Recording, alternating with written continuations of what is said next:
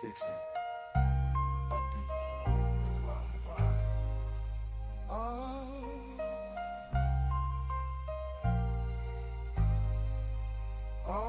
Need a passport, cartel, catch flights, not fears. Globe trotting heavy in heels and wheels, living lavish, loving love, in exotic seas, sipping life with a side of dreams. Jet set, let that luxury is our norm. Stamping passport storms, we just reform. First class seats to lands unknown, making every time zone feel like home.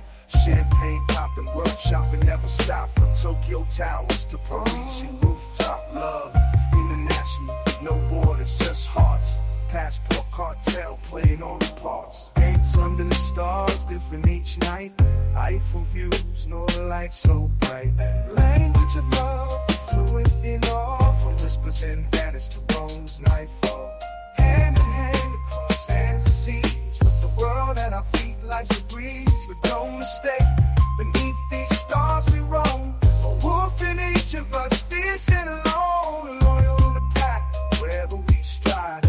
Passport cartel, we pride, we abide. Like wolves, we wander wild and free. Masters of our destiny, just let it be. Together yet alone, under moonlit skies. In the silence, alone wolves cry.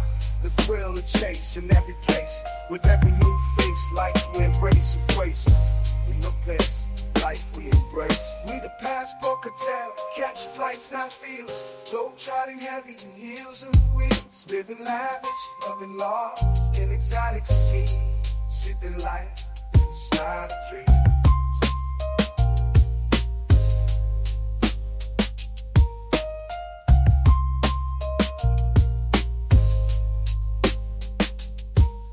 So here's to the nights when we live in love, with the stars above and the world to shove. Passport cartel, forever we fly, chasing horizons where our dreams lie.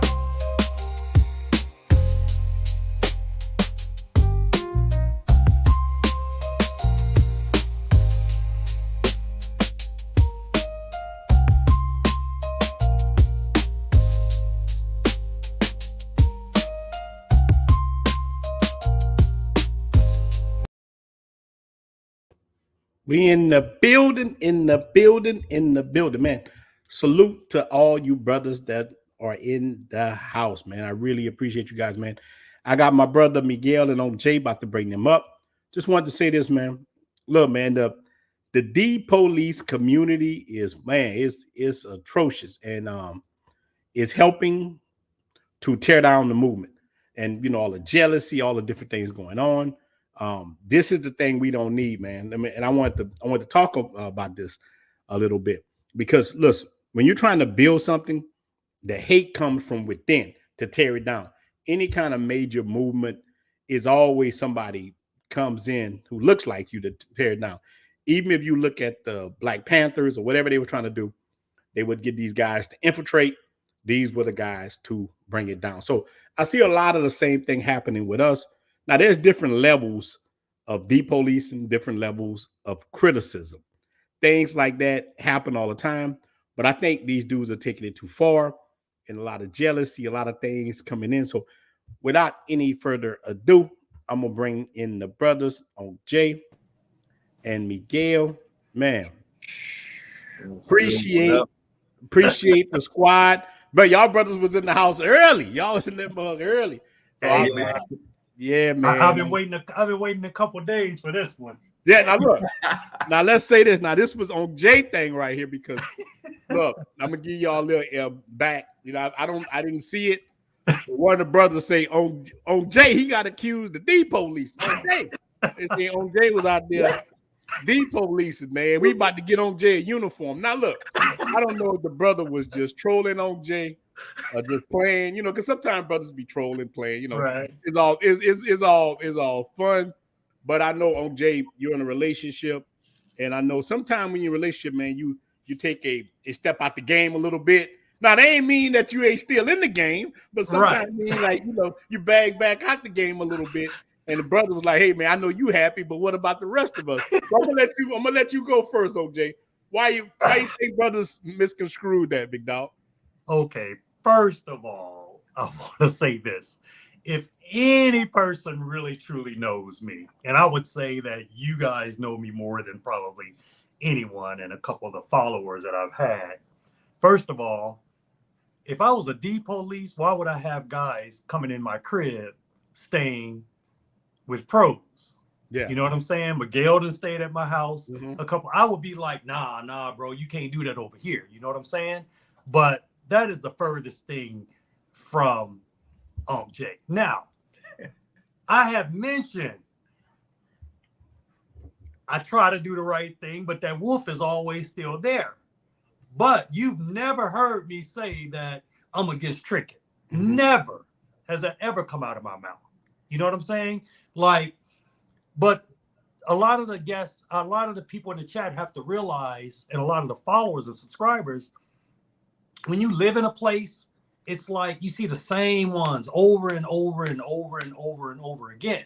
Now, to you, they may be new, and that's fine. I'm not hating on that. Do your thing. Matter of fact, I've said this on this live stream. I was like, I don't suggest guys trying to come here looking for a girlfriend. Not when they don't live here. Y'all have heard me say that plenty of times. I'm like, come over here, have your fun, and go on back home. But usually the problem comes is when they try to get into relationships with some of these women. Now, you hating, man. You hating. But you know what? You know what? I'm one of those YouTubers, man, that I actually really do care about what my subscribers think. I don't just say like, you know, to hell with them or whatever. So I actually went back and looked at the replay of the last live that we did. And I did make a statement, and I said, but I think it was taken out of context. I said, I think if you're only, and the key word is only, going to these countries just to clap cheeks, I did say you're losing. I didn't call anybody a loser. I just feel like you're losing. What I should have said is you're missing out on a lot of the culture. You're missing out on so many other things that the country has to offer. I'm all about clap all you want, bro. I'm with that, man. I'm all with the Trickeration Nation. I am totally with it, you know, no matter what my situation is, because I dip in and dip out. You know what I'm saying? But I think when all you think about is just that, like I have guys, they'll come and they'll be here a week, right? They'll go hard for about 3 days. And after about 3 days, they're like, man, I want to do something else. And then when I show them other things that the country has to offer other than that, it's like, man, Jay, I would have never experienced this if I hadn't have stayed with you. So all I'm trying to do is just get brothers. I care about the brotherhood. Yeah, you're trying to balance. You just want balance. And I want us to elevate the brotherhood. I want us to start not just going to the same beach and club.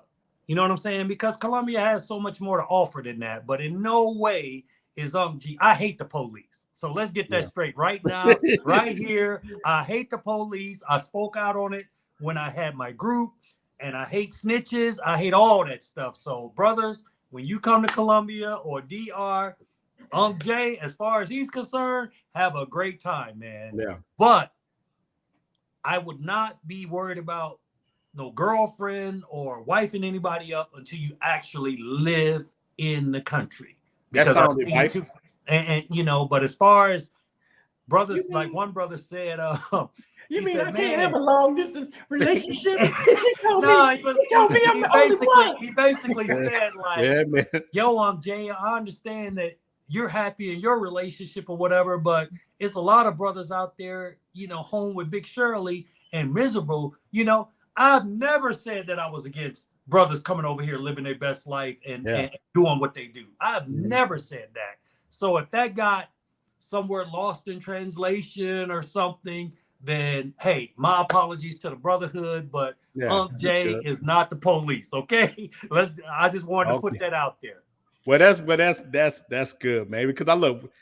First of all, I ain't gonna roll with no police. That's just how Look, I ain't rolling with no stuff. This ain't no deep cover. I ain't rolling with no undercover snitches. You know, I'm not. That's not what I'm gonna do. Because look, this channel is about. When I started this channel, I started it because single male traveler showing that experience. Right. There's different travelers. There's different. And look, here's where the problem comes in. I'm gonna let you come next, Miguel. All right. Here's where the problem comes in at. There's different types of male travelers, right? There's men, but there's men looking for different things. Yeah. There's people just coming out of divorce, been in sexless relationship. They just want to come clap cheeks, and that's okay. And that's okay. But there's a lot of other men who's looking for relationships with these chicks. And all we trying to tell them, hey, man, be careful. This might not be the chick you think. That's why I like that private chat. So you can put the woman in there and say, hey, man, you know her? Oh, man, I was her last night.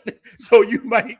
So they don't want to hear it, bro. They don't want to hear it. It happens. It happens. So let me ask you a question, bro. Miguel. Look, because I know, man, you travel to these two countries a lot. What in the hell you think is going on with Medellin right now? BMT had a good live stream last night, and they kicked the guy out of the country. And look, I saw the guy. He don't know Trickeration Nation stuff. He looking like his name was Pathfinder or whatever, man. Cool looking guy. I could tell he's educated. He just seemed like an outstanding guy to me. And but they grabbed his phone. If they grab my phone, if they grab my phone, the task force gonna grab me. I started deleting stuff. Hey, when I saw that, I started deleting all the bad stuff out of my phone. I was like, I didn't know that they could go through your phone like that. Like, man, really? I travel with two phones, but if they grab my main one, man, I would have got maced. I would have got handcuffed, beat up. I'm saying, if they grab my phone, it's going. Oh, no, I know if they grab your phone, big dog. They're going to have to jump that shit in holy water. Look, Miguel is the real werewolf. Look, like you're more werewolf than I am. So, Miguel, look, let me ask you something. What you think going on with Medellin right now? With them cracking now, and it's all part of the deep police thing. Is all like because there's different levels of like the deep police. And I know Medellin have had a lot of men come in there dealing with underage girls, and those dudes should be criticized, but not a regular man who ain't doing nothing. What do you think going on, Miguel? Yeah, I think that's a part of the problem. I think they're lumping everything into one basket, so to speak. You know what I mean? Because there was a couple of high profile cases with gringos going over there messing with them young kids, and I think now they just got to the point where they're just throwing everything. So I think it's a couple of factors. Number one, you have those few bad actors, so to speak, messing with the young kids, but then also too, you have other people going out there. I mean, like expats going out there and driving the cost up. So the locals, they don't like that. So I think that's polarized in Medellin more than other places. So I think you're talking about the cost, like with everything, like rent, all kinds of rent, especially rent. So like, and I mean, I hate to say it, but it is what it is, man. We coming and we gonna gentrify this motherfucker. Y'all can be mad, but so we look like colonizers. That's what you're saying. We coming in like colonizers. Yeah, man. I'm straight up. Yeah, like because shout out. Yeah, I'm trying to be. Yeah, I'm trying to be like my brother right there, man. Jay, man. I'm trying to get down there, and it's just, man. Hey, it's my. But look, I keep looking at that calendar, and I know it's coming, bro. I know. Yeah, it's definitely coming, Miguel. But look, hold on. Let me ask you this too, Miguel. So you're talking about from the angle of us coming in and people seeing us like colonizers, and that's kind of for next week's show. Gringo Go Home. That's the one we gonna do a while back. But let me tell you, so a guy like on Jay, he's bringing money into the community. Listen, you're working on. I'm gonna let you answer too, on Jay, about this. You're building a houses. You're rehabbing them. You're giving jobs to the community. Why do you think? And this for you, Miguel, and OJ, you can answer after. Yeah. Why do you think we're looked at like colonizers, even though because we got more money than them? What do you think? See, because everybody doesn't see that, like, and this can go, there's so many different factors with that too. I mean, that can be the education level of the people in the community. That can be, you know what I mean, from not looking at things from a bigger picture perspective. Because what's happening, when you have guys like Jay, myself, we are bringing resources. We are bringing our resources into the community. So you have more money that's actually circulating. Now, the average person over there, they're not going to see that. They just see like, we may put the Dark Knight mask on, you know what I'm saying? And we out there hunting, and they after our women. And the women, they gonna slide. They gonna slide. One of the topics one of the topics of discussion just last night, somebody asked, they was like, yo, what does that, when the girls had the dollar in the phone, what does that mean? I say, man, a couple of girls told me that means good luck. I said, but I think it's probably good luck that they hope they get some more. You know what I'm saying? Yeah. It's like twofold for me. I think it's like, because I thought it was like the girls with the dollars in the phone. I thought that signified like working girls, like, hey, I need, give me that greenback, baby. Give me that, you know what I mean? Mm-hmm. That's what I thought. So, but yeah, a couple of girls told me it was like, it meant good luck. And I'm like, and so I was like, well, why don't you put pesos in there? And they was like, pesos is no good. It's no good. They don't want no peso. Look, they don't want. So it's like they want the money. Yeah. They want the US dollar. They want the USD, but they don't want everything that comes with it, so to speak. Yeah, man. So that actually makes sense. I know with me, like where I stayed in the little in the neighborhood, man, I tried to add to the community. Like the other day, I got a haircut. All the little kids about to start school, they ain't got no money. I paid for like 15, 20 people to get a haircut. Now it's nothing to us. It's $4 a hair. Like I got a video come out tomorrow or something about me getting a haircut. It's just $4 in the barrio. $4. So I paid for all those kids to get a haircut. I said, y'all keep y'all money. Y'all will need it for school. And I paid. So I add so much to the neighborhood. People rock with me. Sergeant Sasua, man. Y'all make sure y'all follow him. Man, Sergeant Sasua, drop your link in the chat so men can follow you. I'm gonna let you on because I'm gonna open it up to a few brothers to add their take on it. I just wanted to come through here, man. That's my brother. He's a solid guy. We're with him. But on Jay, that for you now. Do you think they see us as colonizers, big dog? Well, I think the main thing is that, of course, anytime something gets done in America, it gets kind of blown out. So instead of just saying, okay, you had a couple pedophiles or whatever, now it's this whole thing against Americans traveling to Medellin. It's not so bad here in Cartagena, but Medellin is on fire right now. Matter of fact, one of my partners, man, he actually told me at dinner a couple days ago, he was like, bro, my girl told me like she don't even want to go out in public with me no more. Like she just wants to hang out in the crib because she the word on the street is like anybody can get got at any time. You know what I mean? And right now with the heat is up, man, I don't want any part of Medellin, and I heard I heard one of the YouTubers say that it's kind of two-sided. It's like you got the pedophiles, and then you got some of these guys that one of the guys said that they were victims. And the reason he used the word victim was because he said a lot of these young ladies are using fake IDs. A lot of us don't know. And let me get this. Jay does not support messing with underage girls, okay? Yeah, so let's get that. I have a daughter, 18. I don't believe in it. I've been on the beach with Miguel, and I'm like, man, that girl look young. And dude, why you talk? I mean, I try to stay out of other people's business, but I'm like, she looks kind of young, so I'm not with that at all. But I can understand where a guy comes, a girl looks mature, gives them a fake ID. But see, what I would like to see happen is I would like them to have that same energy toward their people also.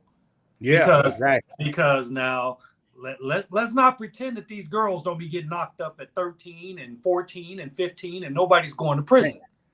But then when an American comes over here, it's like they bring the heat. So like I said, I'm not condoning either one, but I'm just saying. Well, look, OJ, do you think it's about that bag that they can get more out of us coming there than they get out their own?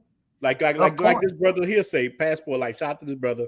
A dude on Razor Show got drugged and they took his pants in Medellin last week. God dang, took his pants. Wow, I didn't even see that. That is crazy. Now I did forget. I mentioned this when I had my group, and I forgot the link. But there's actually a link that you can type somebody's information in the link on your phone, and you can find out if their ID is legit or not. They actually have a website where you can actually check the age to make sure that it's a legit ID or whatever. I know a lot of guys don't want to go through that, but to me, it's like No, you need to do it. If she even looks suspect, I don't want her, man. I want a grown woman. That's I want some exactly. hips. I want some. But hips Jay, look, I saw like this is another scam they do in the DR sometimes. So, and I try to tell dudes this. I done talked about it.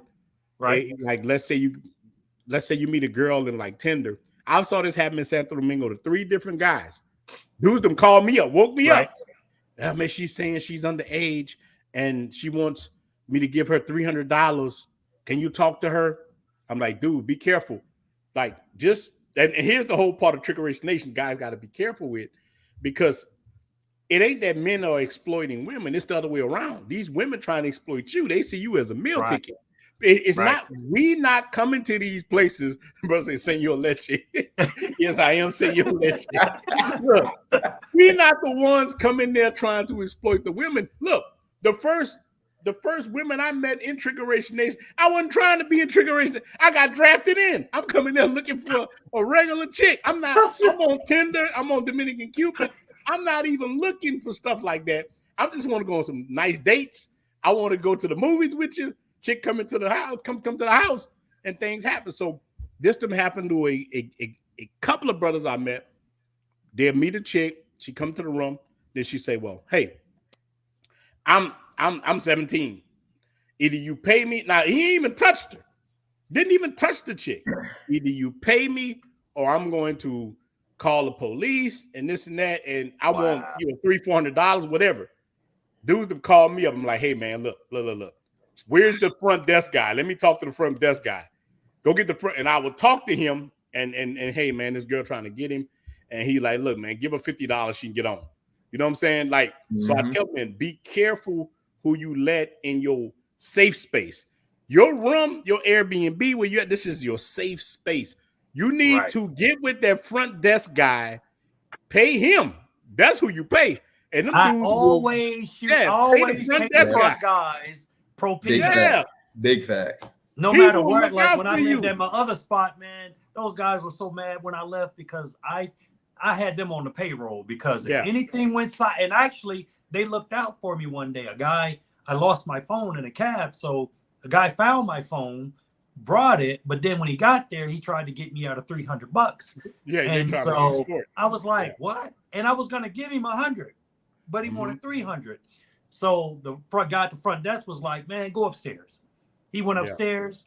I went upstairs. He said, pretend like you're going to get the money. And he called the police. So when I got back downstairs, the police had the guy in handcuffs. You know what I'm saying? But man, you have to watch your back. But that's why, see, for me, I never really fooled with the girls like right there in the clock tower.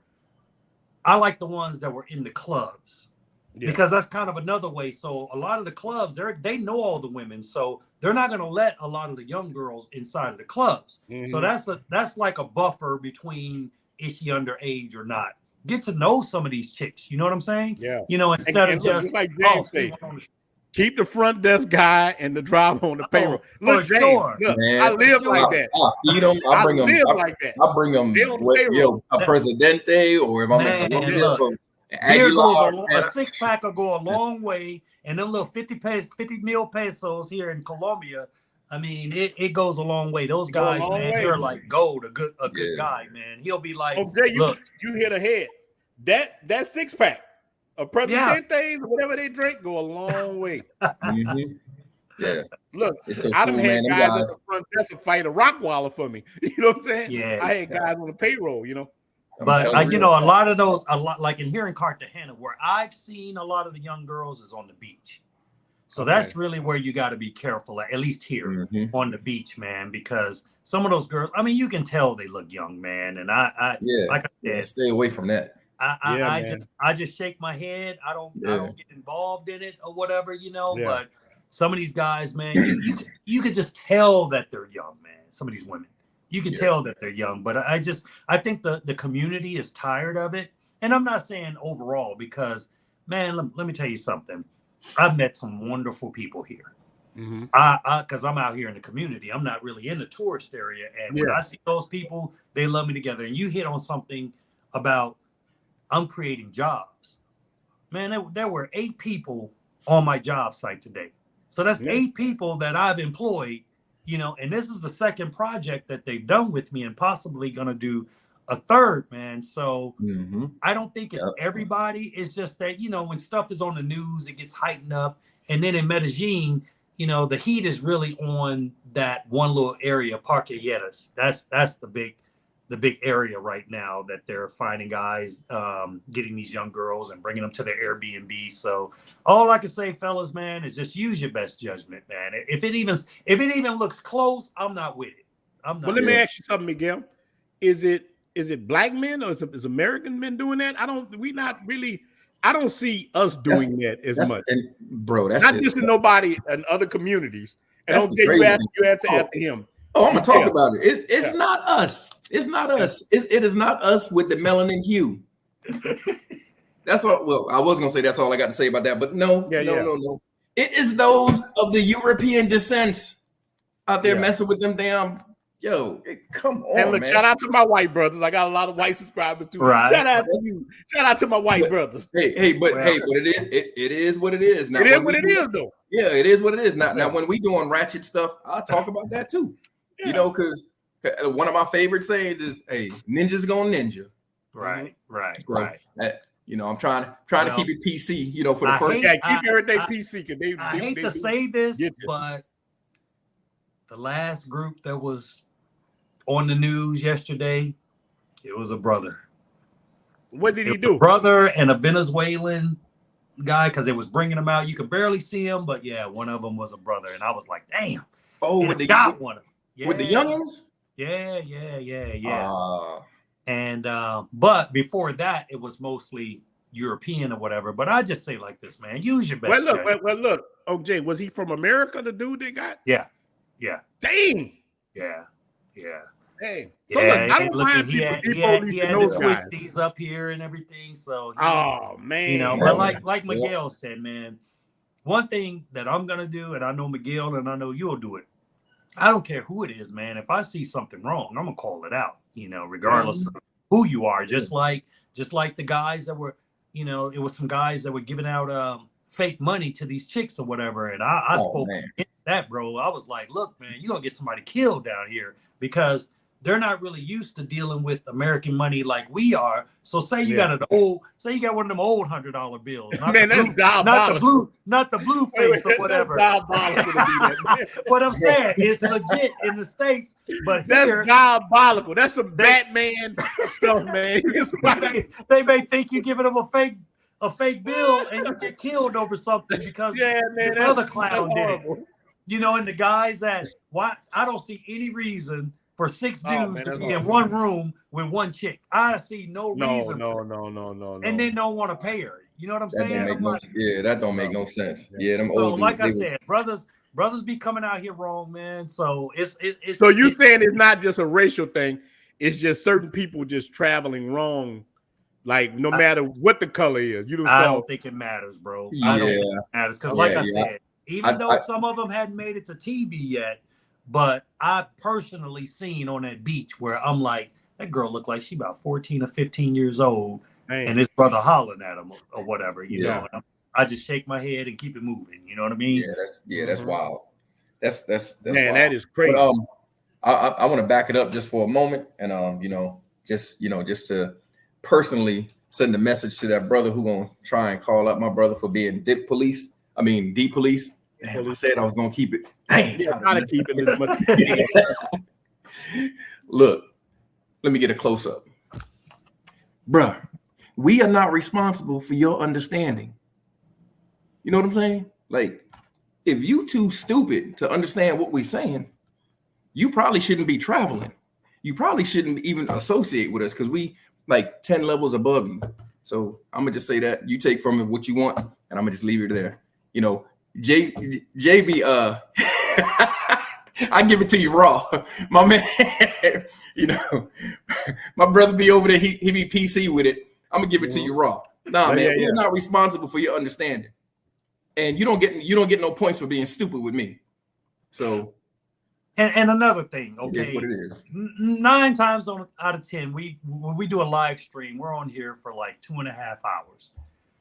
Don't take 5 seconds of a whole live stream and try to come up with this conclusion. Like today, I actually a little bit off topic, but it's something that I wanted to address. So today I dropped the video about the 15 things that I hate about Colombia. Yeah, I watched it. It was a good video. Now, I had some guys ragging me on that.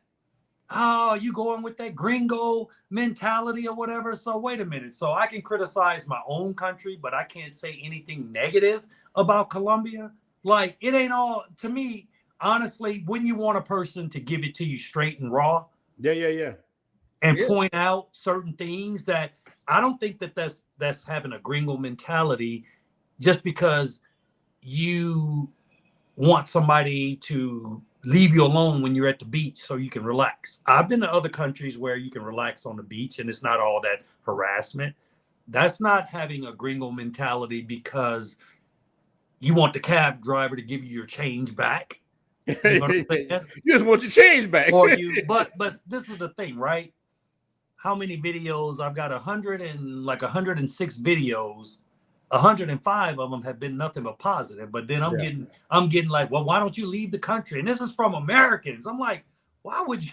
You know what I'm saying? Like, I kind of expect it from them. But when your own people saying that you're acting entitled because you just pointing out certain things that are going to keep you safe or keep somebody else safe or certain things. Like, I'm not going to like everything about Colombia. Just like I'm sure it's not, you don't like the internet in the DR. You know what I'm saying? Don't I tell you all the time? I got a video just came out yesterday about the barrio, about the roosters. Right. Rocco, man. Boy, Rocco. Right. I think him out with Rocco. But that doesn't mean that you kill hate my dog. Right. I got 100 good things that I can say about Colombia. One guy even said, oh, well, you know, maybe if you was engulfed in the culture instead of complaining or whatever. And I'm like, man, if you watch my videos, all I do is I live in the barrio. Ain't no more coaching you can get. I mean, come on, bro. How much more coaching can you get? Like, but I think some people just like to, you know, and I noticed it's the internet, bro. After we got out exchange, man, I went down 1 subscriber. So somebody come on over to Life of Unc Jay and make up for that. Like Unc Jay, like Miguel, their channels are in the description. Man, shout out to Unlimited Cam. Shout out to my brother Bobby. Unlimited Cam, man. We're gonna open it up. You could jump on if you want. Yeah, that's my boy. Come on in, bro. You can come on in. Open it up a little bit. You know what a big part of the problem is, though, Ronan, man. You got a lot of people that don't. Number one, they don't have a plan. So, we're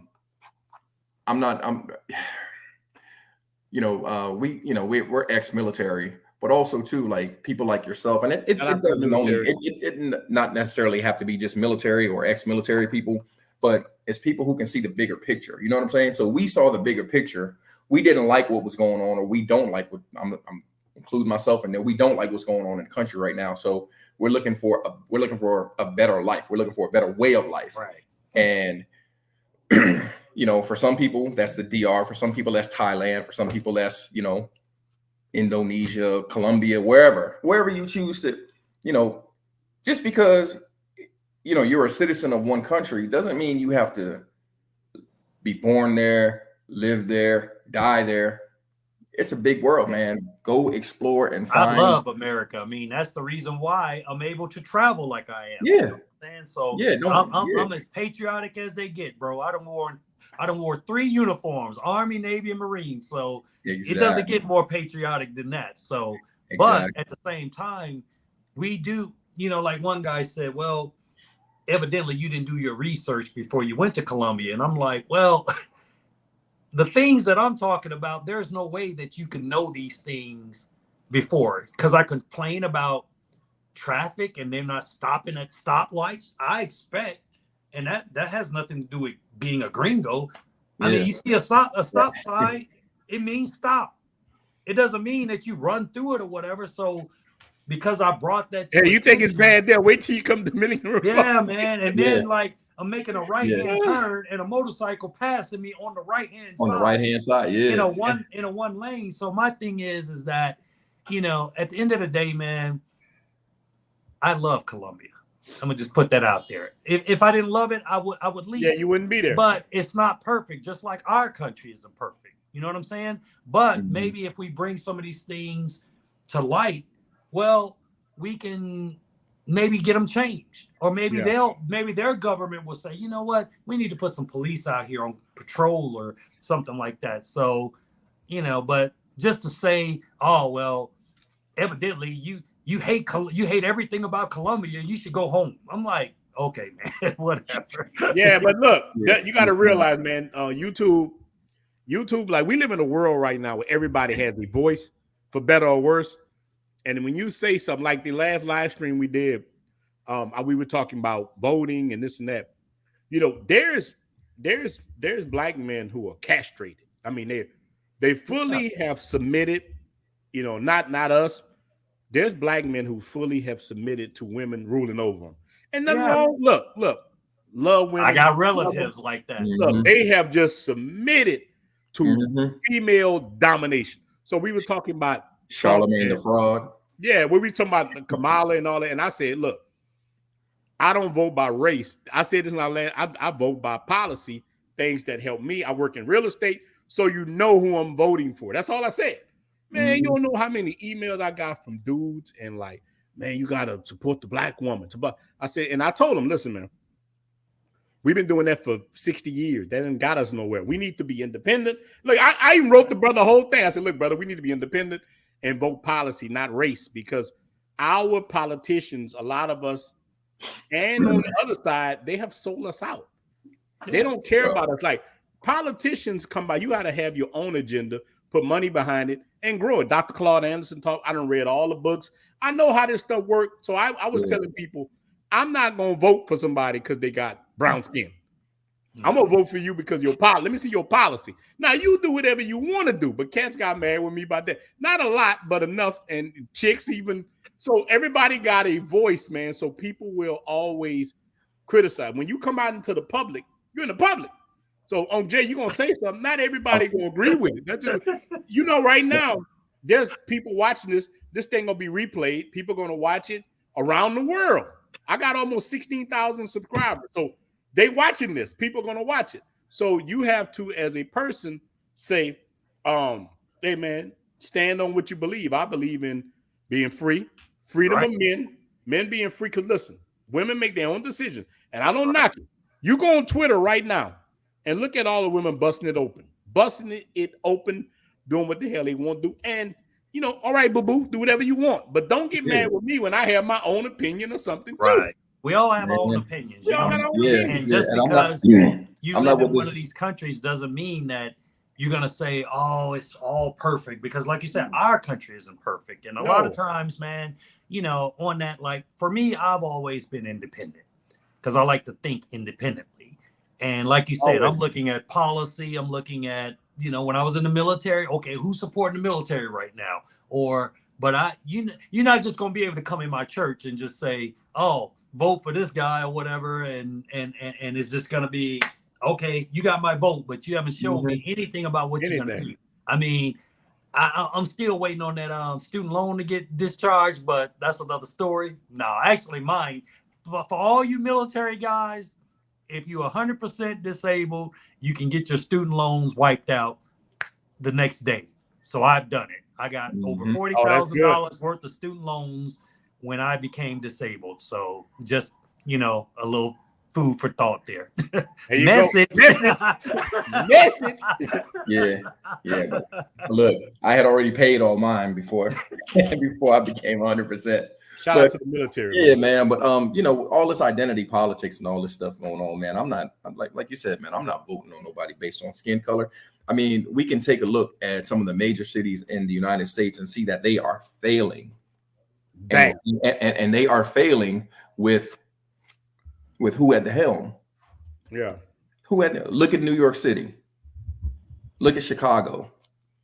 Look at Oakland. Well, Oakland got Man, Philip. God dang, Philip Okay, came with Philip. Philip came with the all right, Uncle Phil. All right, Uncle Phil. Baby. God dang. God damn. Yeah. Hey I man, like look, we that. had OJ, man, and I know Philip. I done talked to the brother, solid guy. Got him too now. So man, I really definitely. Well, let's get to the super chats, man. Let's read. Yeah. So first, we got Unlimited Cam, my brother. I grew up in Miami and saw many underage girls getting in the club, deceiving guys, then getting money from them. Yeah, people have been doing it, man. Shout out to you, Unlimited Cam. I'm opening it up. If you're in, you're gonna be able to jump on. But that's true, man. I've been seeing that kind of stuff all my life. When like women doing it. My brother Bobby B, salute fellas with the $19 super chat. I really appreciate it. And brother Phil, I appreciate just showing support. Now, brother Phil's truck driver, man, solid guy, man. Solid. I love my truck drivers, baby. Yeah, shout out to the truck. No, I always say my truck drivers and my military. Yeah, maybe that's why you like me so much, man. You both boxes. Yeah, man. Changing live, bro. In the bar, you'll see you in October. Yeah, man. We definitely gonna hook up in October. You know, in October, man, Sosua go down. It goes down in Sosua. It just and look, here's the thing about the hate too. The depolicing and the hate, a lot of it, and the reason I put those two flags in there was for a reason. It comes around Colombia and the DR. Most of the hate, comes from those two countries because these are the two countries that brothers go to the most, I think. People go to Brazil, they go to Thailand, but them two countries, because they're closer to the United States, a lot of brothers go there, and these are the countries most people hit. And it seems to me that they just don't want men to be happy. Like, they want us to be I was talking to my dad died and my grandpa died. Right. And I got to be around my cousins a lot. We had after the funeral. Now my cousins are very feminine women. They're married, got big houses. They are the quintessential women that a man will want. All my cousins, these are my girl cousins, because my grandmother and my grandpa was about to make 100. He made 100 yesterday, right before he died. So check this out. All his kids and grandkids were damn near married. Everybody. So my cousins saw that. We grew up only my dad got divorced and one of his sisters. Out of like 12 kids, the rest of them stayed married their whole life. So their kids grew up complete. So I'm going to tell you, but we was having this discussion about men traveling and they were shocked by this. They don't like, because, my cousins know I travel. They're like, oh man, how the women is over there. Like, women? You in Dominican Republic? But they was talking to me about it. And I was expressing to them about why men traveling, why we doing things like that. And they couldn't even comprehend it because they feminine. They do whatever they want. But I'm saying, look, y'all live in a bubble. That the United States women are not like that no more. And they all good women, man. Right. One of my cousins lived in a place called Thibodaux, Louisiana, right? South of New Orleans. She had a ranch and acres of land, her and her husband living there. They doing phenomenal. But she was the main one. She couldn't comprehend what I was saying. I found this on the web she couldn't comprehend what I was saying at all. I can believe it. She was like oblivious. Generation now, man. Yeah, I'm like, everything's different. Yeah. Women are not both the same. Of my sisters, man, they've been married to the same men for 40 years, man. You know what I'm saying? One of them got married at 16 years old. The other one got married at 17, and they've been with the same men, had kids by the same, but they can't understand. Why would you want to go way over there? Blah, blah, blah, blah, blah, blah. Yeah. Man, look. And shout out to the feminine women. Yeah. So we are not saying that all women are a certain way, or we're only talking about the ones that's actually out there doing bad, man, and exposing themselves on IG and all this other stuff. You got the right to do whatever you want to, but if I look at something and I see that it's not wifey material, I'm out. Right. So and that's part of the problems. Like you have, and like you said, it's not all of the women, but it's a vast majority of them doing out there doing the wrong things, and then they're still expecting the outcomes for us to come and be like, oh, well, yeah, we're gonna wife you up. This is what of course, because that's what I want. I want my future wife to, be, to go out there and, experience and find herself, aka have her. That's code for a whole phase. Nah, man. Nah, no. Nah. Mm-mm. Yeah, that's it's a reason why. It's a reason why there's a master key. A master key. See, we all, the three of us and people in the chat, we're master keys. If y'all don't know it, we could open up many different locks. But if there's no such thing as a master lock, like you got that master, like if you open it up to every key, then you a broken lock. Yeah. I mean, let that man, that's real. You're not gonna get the same outcomes. Like now you might get a simp to come in and be like, oh yeah, and that's part of the problem, right. Going back to the initial subject with the depolicing, it's usually by a bunch of simps. Oh, why you need to do that? And these dudes are not masculine at all, man. They sitting up here with these crazy ass arguments that don't even make no sense. Why are you doing that? You don't go, man. You don't have enough testosterone in your big toe to like, man, go. Yeah, simp and go, man. Dudes simp hard in our community. Look, dudes in our community, in the black community, men, boy, they simp extra. They simp extra hard. They simp hard. If they feel like they're going to be, if there's a way they can get a pat on the head, like Ricky Smiley doing it right now. He's going hard in the paint. Y'all saw Ricky Smiley? Yeah. Shane black man waving his finger. I'm like, look, this is the last thing we'll see about politics. Look, if a person what are you doing for straight black males? If you're going to look, I'm going to tell you, like I tell you, I don't vote. If Kamala Harris would say, this is what I'm going to do for straight men right here. We got this policy to help you open up businesses. I'm like, let's roll, sister. You will hit me on my platform, vote Kamala, vote this, vote. But they don't care about us look, black men are supposed to sit on the side, shut the hell up. Even white men, every man, they say, look, you be quiet. You're no longer needed in the community. You sit down and be quiet. I don't even understand the whole thing. And they talking about, all of a sudden now, like the evidence is out there. She been with her Indian heritage this whole time. Don't tell me that crap talking about because she's Jamaican. Nah, because I don't care nothing about that. What you gonna do for me? Yeah. That's what I care about. And also too, I already know you ain't gonna do nothing for me because. So let's be real about it. If you care so much about the black family and preserving the black family, where your black family at? Nah, that's true. Where your black family at? I don't really go too much by what people say. I go by actions. So don't sit up here and tell me. Don't sit up here and tell me that you for the black family. Yeah. But you sitting up here supporting and the only thing, and this ain't even policy, but the only thing she running on, the only thing she opening her damn mouth about is Planned Parenthood, which is basically killing the black community. Yeah, it's an abortion clinic. You can come on, man. We ain't gonna go too far in the we need to make a political channel too. That'll be a good podcast. That might be something that we can do.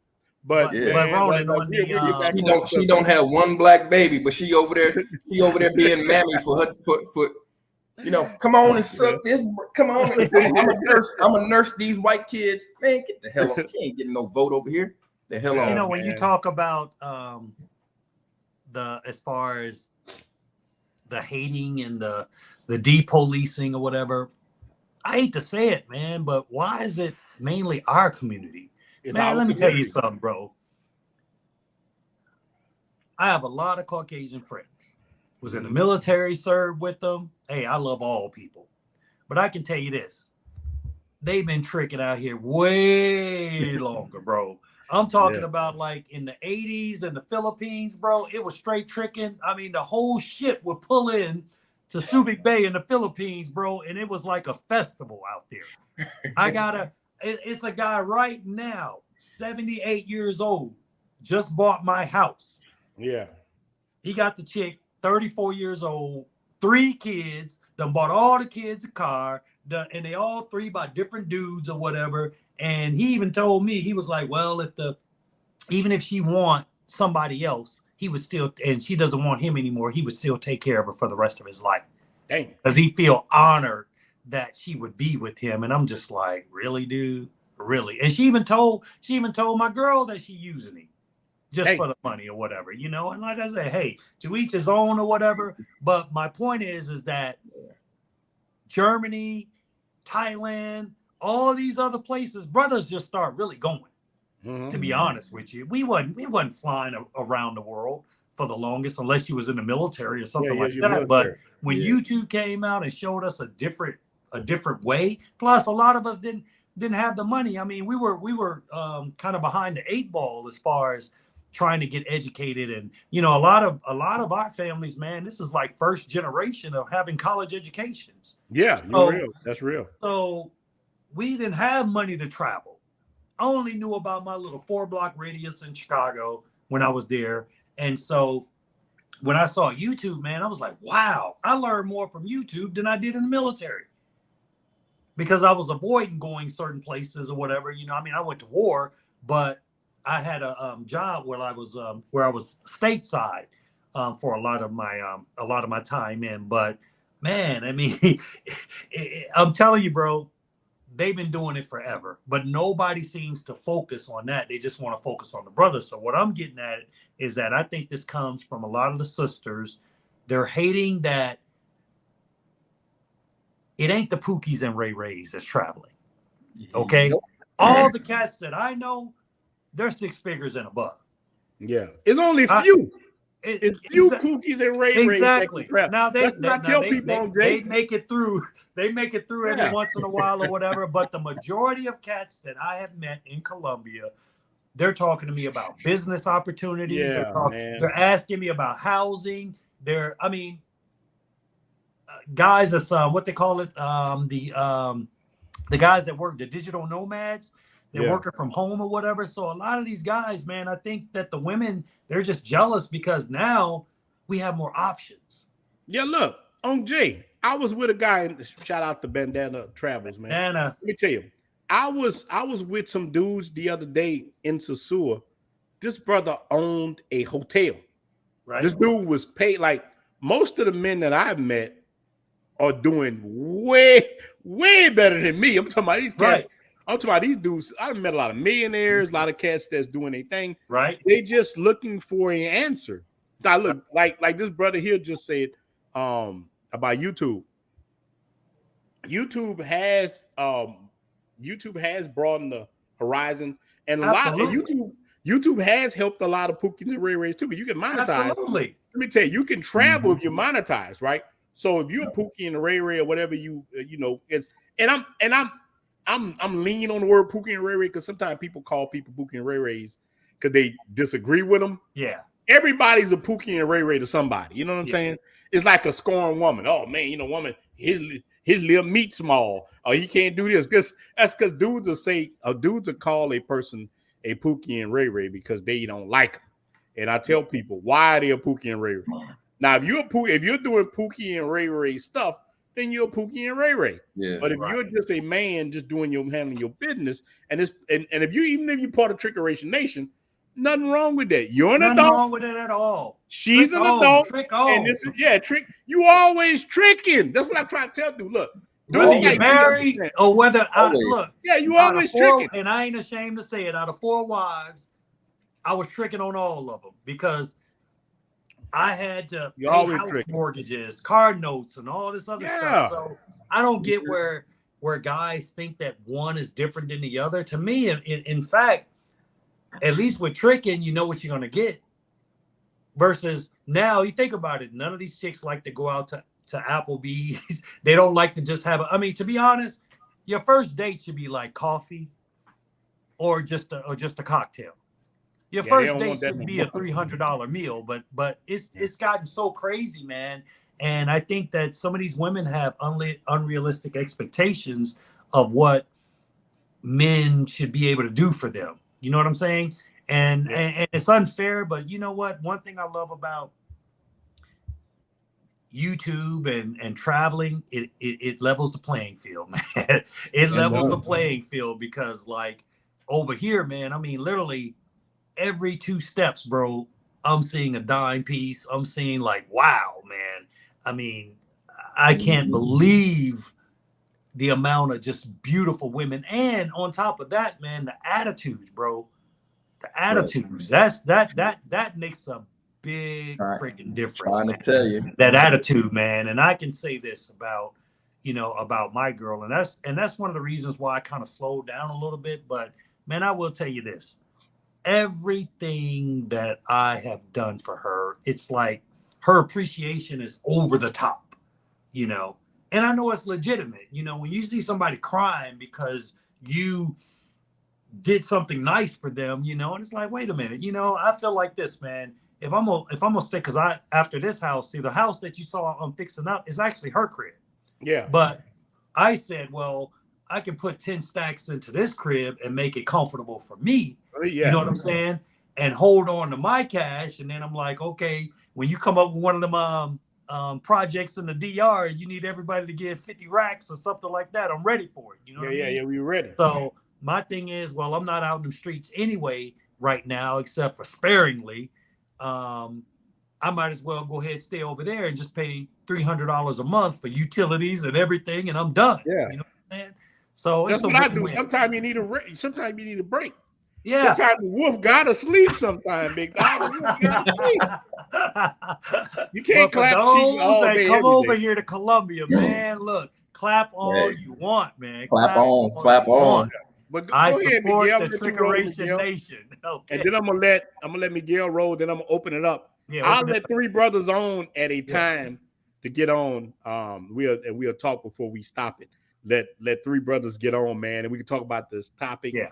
The police. But Miguel, why you think we get so much hate from within in the travel community? Because it's different groups, and like the brother just said, on Jay was talking about the hate coming from black men, not really white men, not other groups, not Mexican, Latinos, not Dominicans, not really Colombians, but other black men. Why do you think they're trying to gatekeep us so much? Because that's in their blood. Haters gonna hate. Haters gonna do what they do, and that's hate.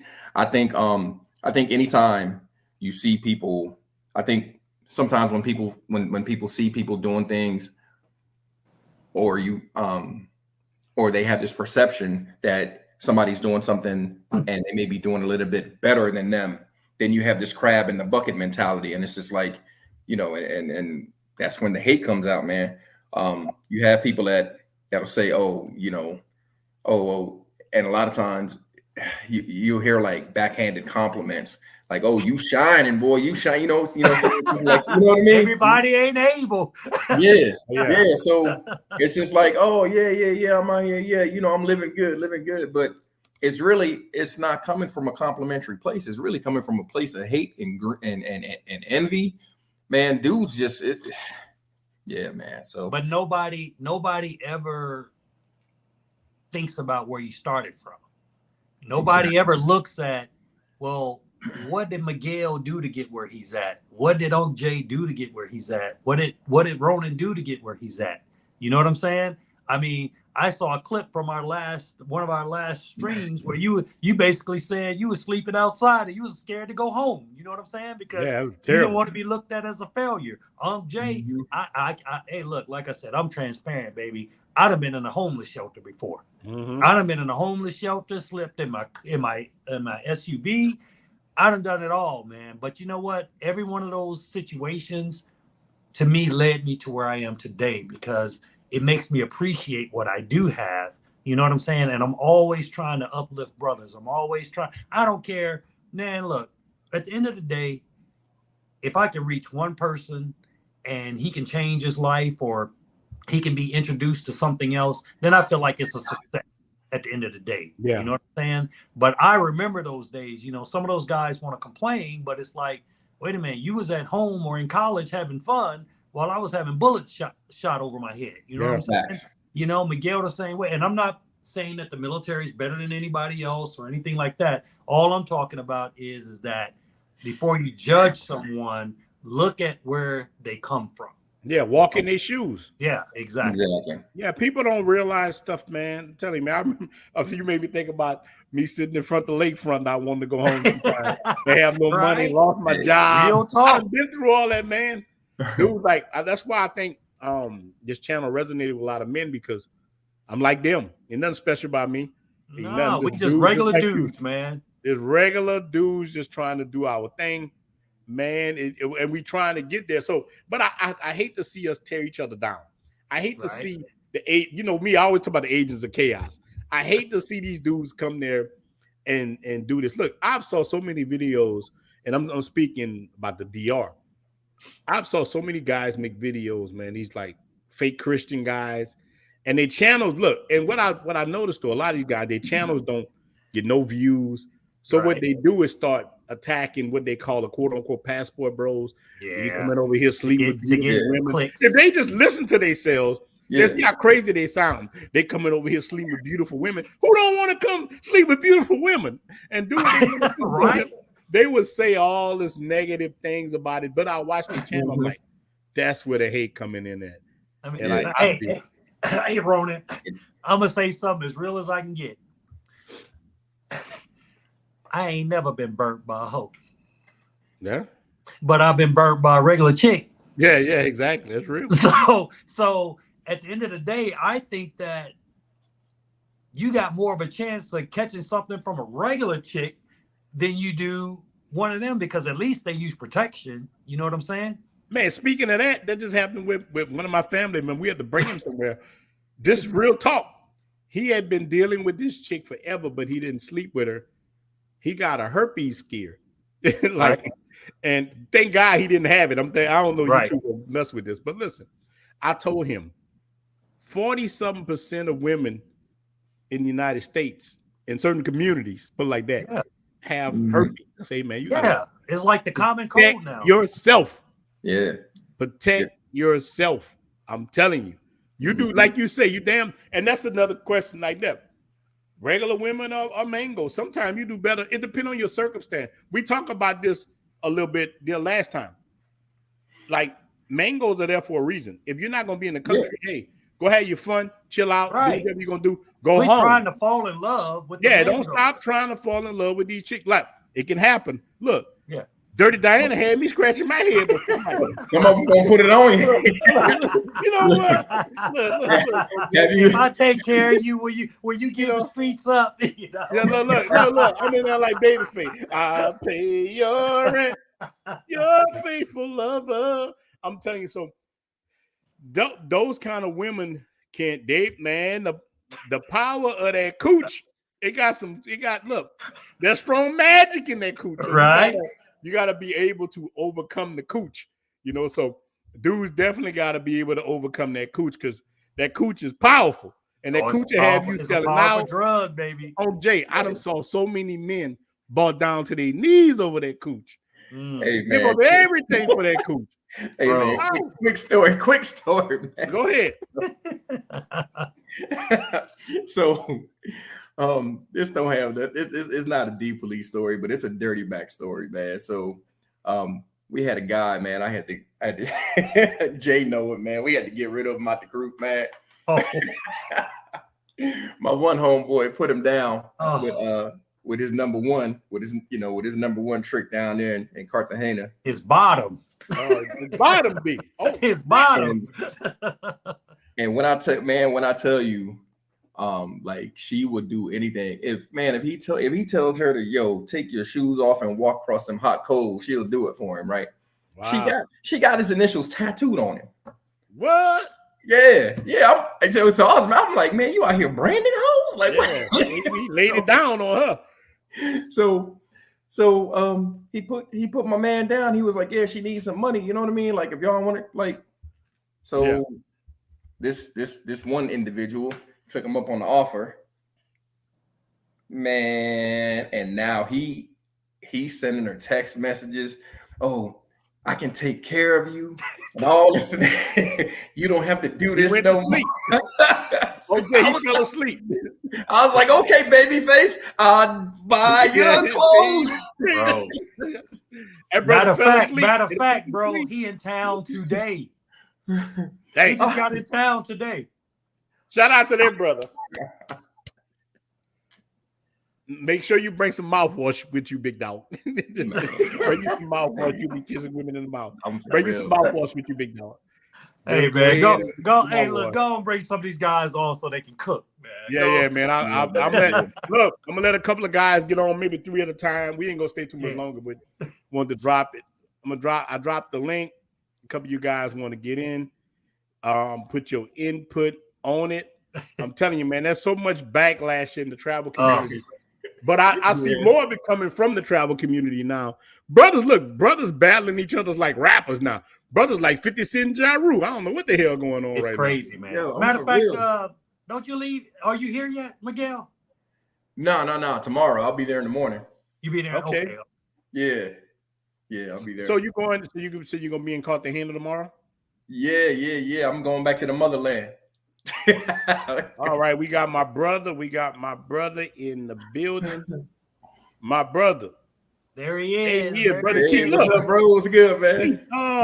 Drop your link. You need to put that stuff in the chat, brother. So the brothers go follow my brother channel, follow all these brothers' channels. Brother Keith, I got him. Maybe I add you in now. What up with him? On there, man.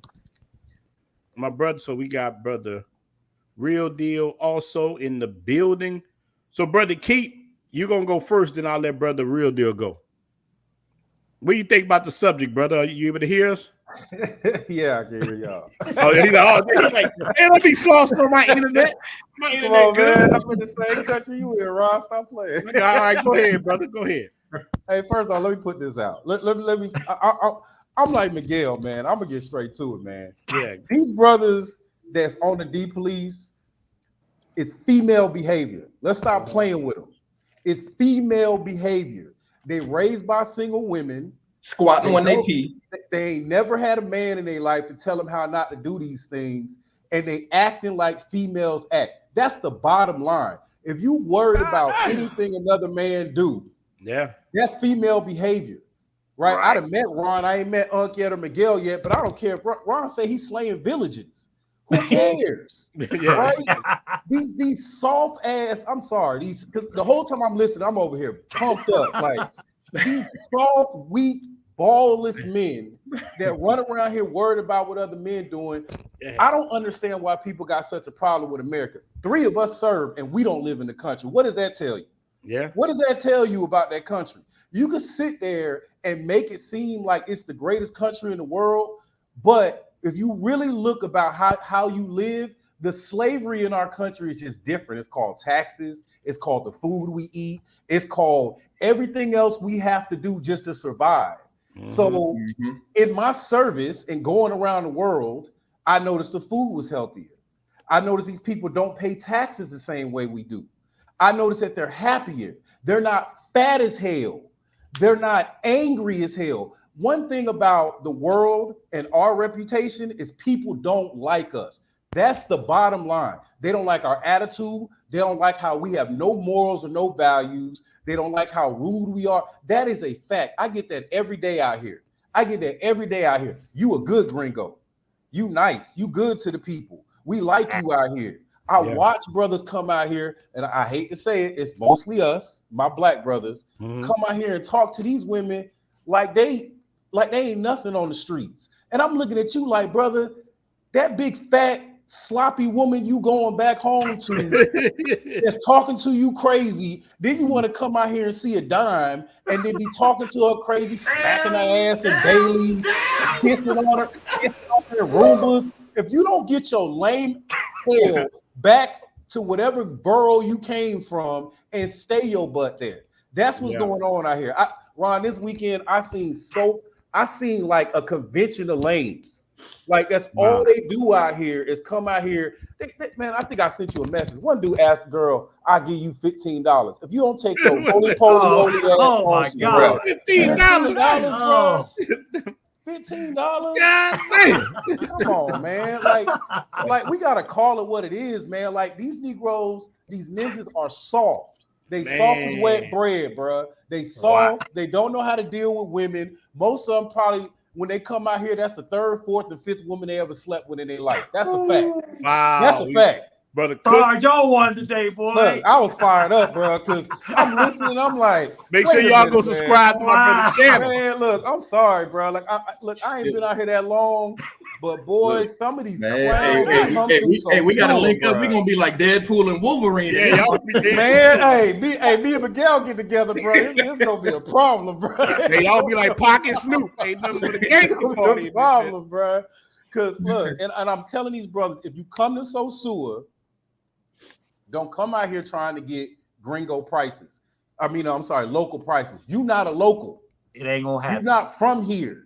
Okay? So stop coming out here trying to negotiate. If you want to negotiate a price, get a local to do it for you. Okay? You a black man, white, it don't matter what color you are. You are a gringo. You are not from here. I'm not from here. I don't get local prices on certain things. I don't expect to get local prices on certain things because I make 10 times more than the locals do here. Right. That's called respect. That's called respect.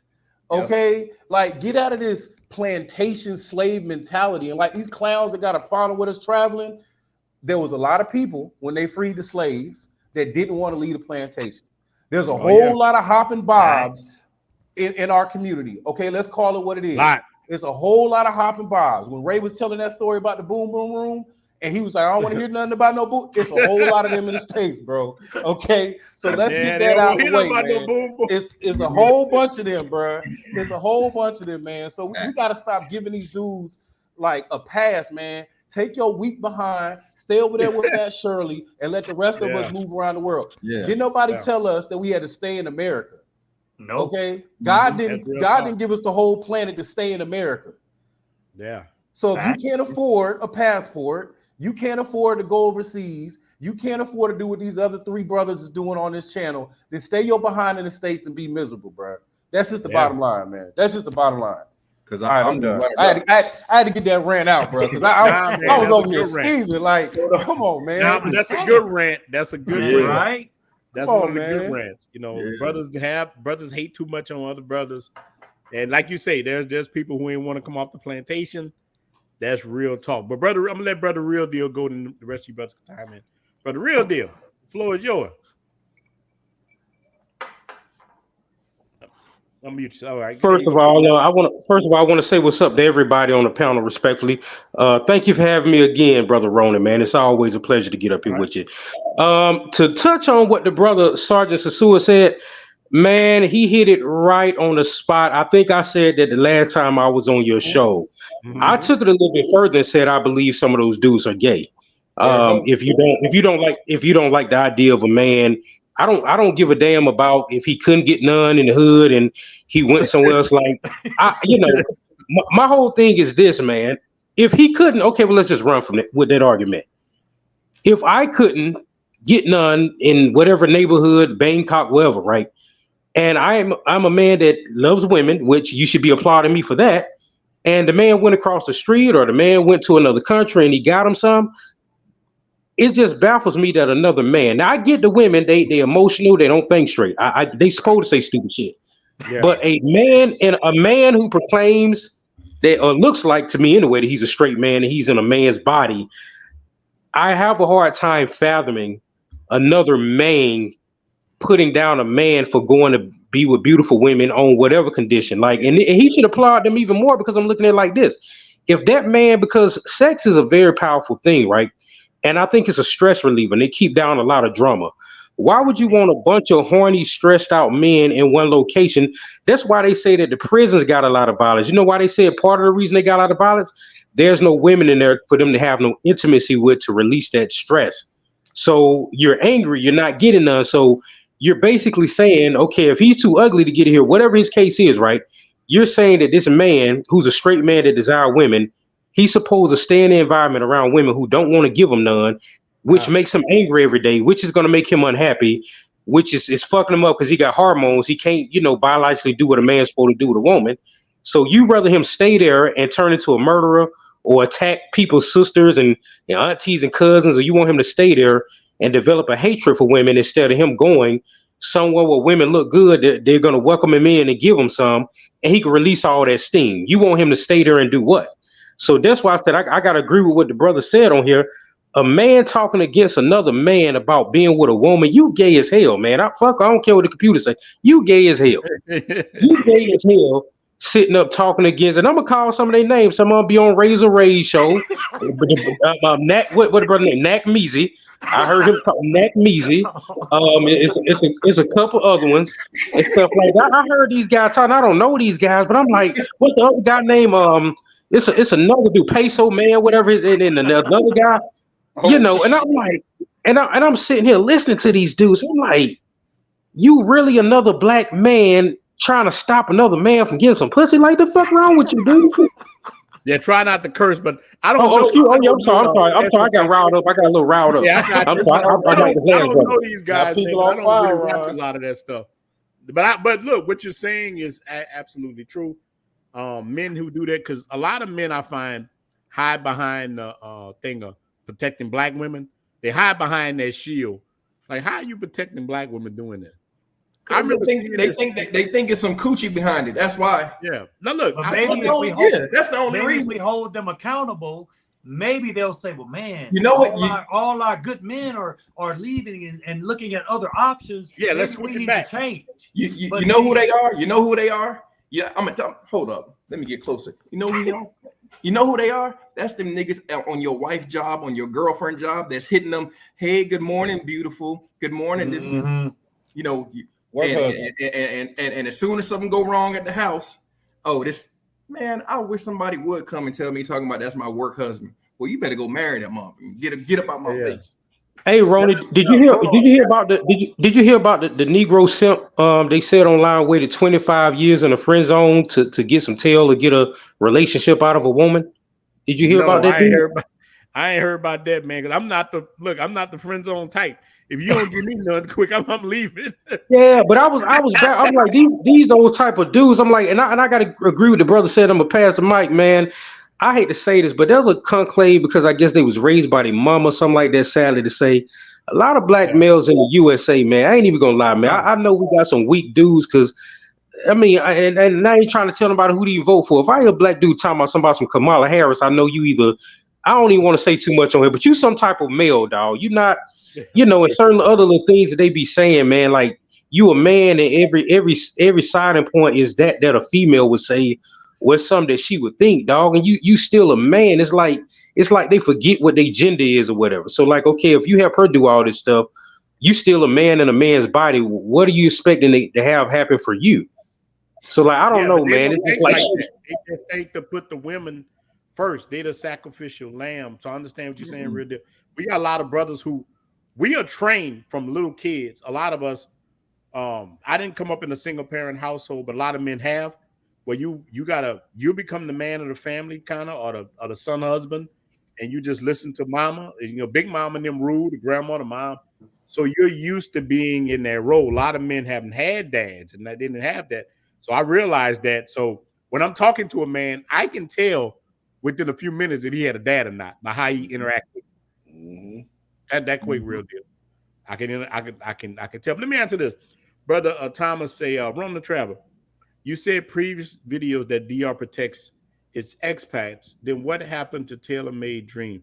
I don't know. I think about his house, but I don't know if Tailor Made Dream was living in I'm talking about in the tourist area. They have tourist police all over DR in the tourist area. Definitely, so yeah, Sosua got them in Santo Domingo, got them. Santiago got them in the tourist so-called areas. So I know Tailor Made Dream, his house got broke into in Puerto Plata, but I don't know where it happened, and I don't know what happened with that. But if I will be talking to the brother soon, I will keep you posted. Yeah, they stole the faceplates off the. They stole the faceplates off the damn off the light switches. Oh yeah, look, they got their Pookies and Ray Rays too. They got DR definitely had. Got him. I was like, dang. Ray Rays, and like people ask me about my little crib. Why you got bars on the window? It's better because some of these ninjas are coming in your house. This ain't the best neighborhood. But so, brother Mike, you got the floor, brother. No doubt, no doubt. It's a pleasure to be here. It's a pleasure to be on your channel. It's a pleasure to meet all the gentlemen that are on the panel, as well as people in the chat. I believe a lot of men have been indoctrinated to think, oh, to put the women first. That's incorrect. You got to think about it. We're under God's law. When it comes down to that, it's God first, then the men, then the women, then the children. A lot of men have forgotten their position because they preach a lot of this indoctrinated crap that causes a lot of men, the weak-minded ones anyway, to fall for the nonsense. You can't keep safeguarding these so-called females or depolicing men that have their own freedom, men that have gone their own way, men that have found better options than being in, the nonsense that the United States unfortunately likes to portray. So when we have our options like that, and anytime I hear a man say, "Oh, well, you got women in the United States. Why don't you just settle with them?" I said, because I don't want to. They're not my type. They're not my type. I've seen it. I've been through it. Searched here, look here. Nope. That's not what I want. Okay, she's got a lot of this out, hanging out. Nope, that's not what I want. I want something proper. I want something that's less stress, less headaches. Every time you go into the United States or you look around, you go into the Walmart, you see the same old ish. After a while, brother get tired of it. He said, "You know what? If it means for me to be on a shaky plane and landing somewhere nice, I'm gonna take my chances. I'm not gonna stand for that, dealing with that in the States." So a lot of times when I see a lot of dudes, they be running after these chicks that's over here in the States. I'd be like, dang, if only this man knew his options with just a passport, but yet he'll be, fresh to death. He'll have, his clothes, all that stuff, all that car. That's all materialistic stuff. If you really want to know how the real world is, get out of the United States and check on other places and see what the culture is. Learn from that, unless you rather stay trapped and indoctrinated. Because to be honest with you, the people that are in prison, you could be in prison and be locked down with the shackles, chains, and bars. But when you're out and you're free, you're out and about, you could still see people where their minds are still in prison. They don't necessarily have to be in the jails. Their minds are still in prison. Yeah. But it's when you travel out, then you say, damn, this is what it's like. Okay, let me start getting my stuff ready. They'll be like, yo, man, I got this card, and nope. I'm saving my money. I don't want this forever. I'm going over here. I know where my money belongs now, and it's not here. My whole thought process has shifted. Instead of dressing up and being fancy, all that. No. I want the money to stretch. I want to have a purpose. I want to have my joint focus outwards more, to seeing what else I could have rather than being trapped here. Yeah. You know what I mean? Build a legacy. Yeah, but brother Mike, they say you acting different. How am I acting different? Look, hey, that's what they say.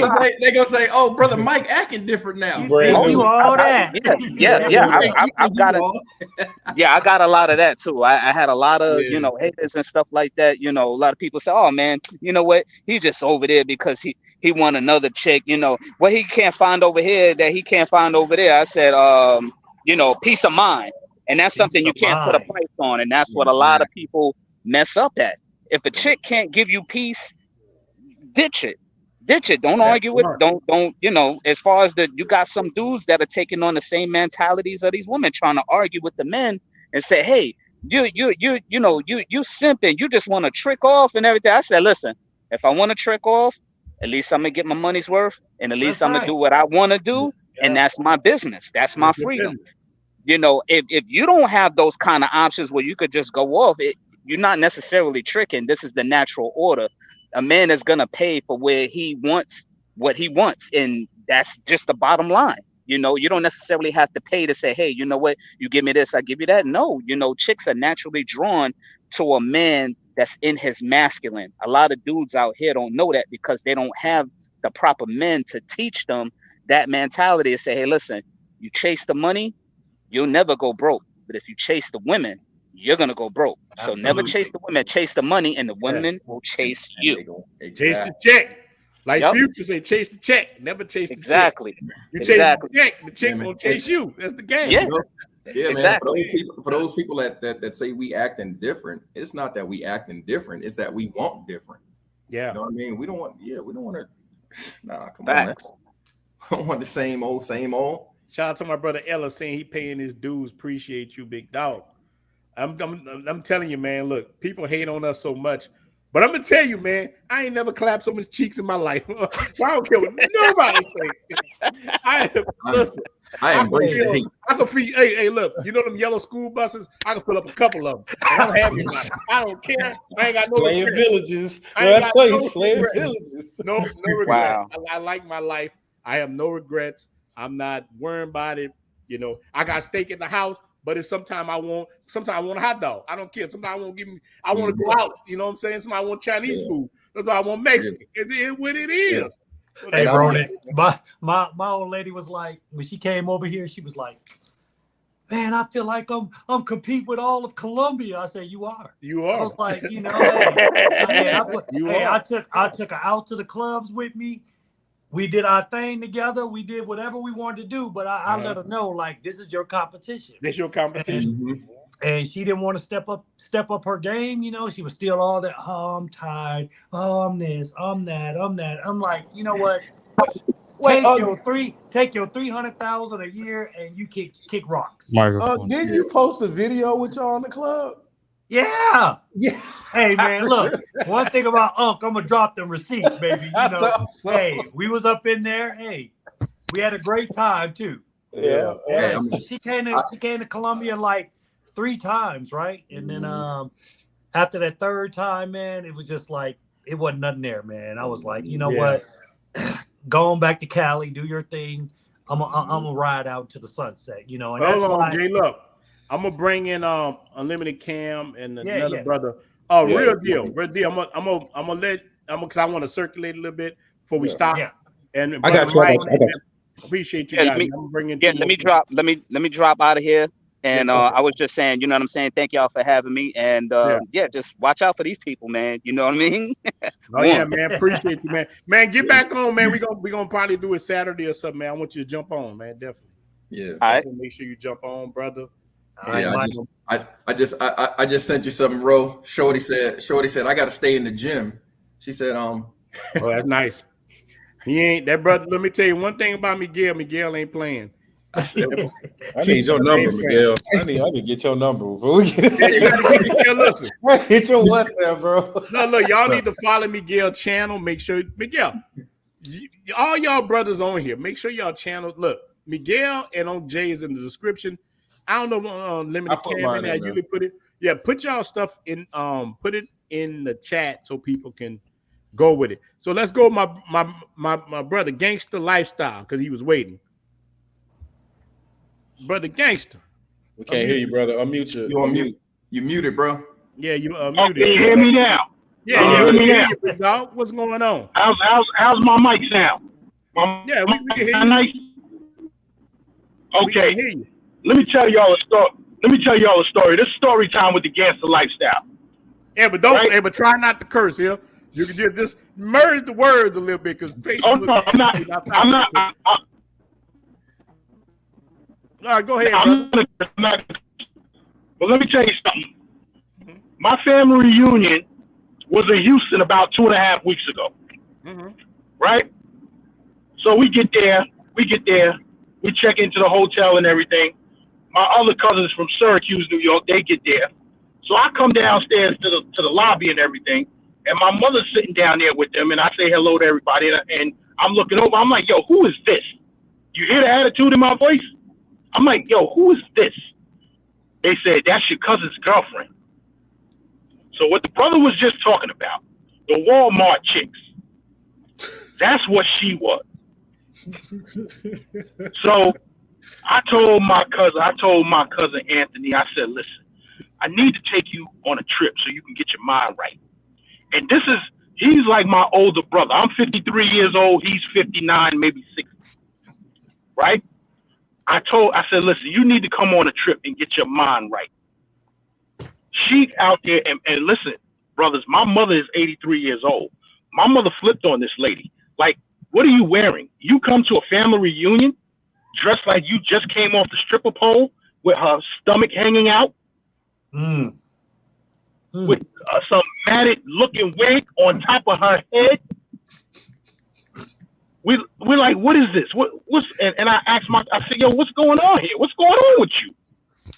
And when we was coming up, I looked up to you. You was the one with the fly 360 waves. He was in the Navy. You know, he had all the fly chicks. This is back in the 80s. You know, now you 59, 60 years old, and I get it. He want to get himself a young girl. She about maybe 39, 40.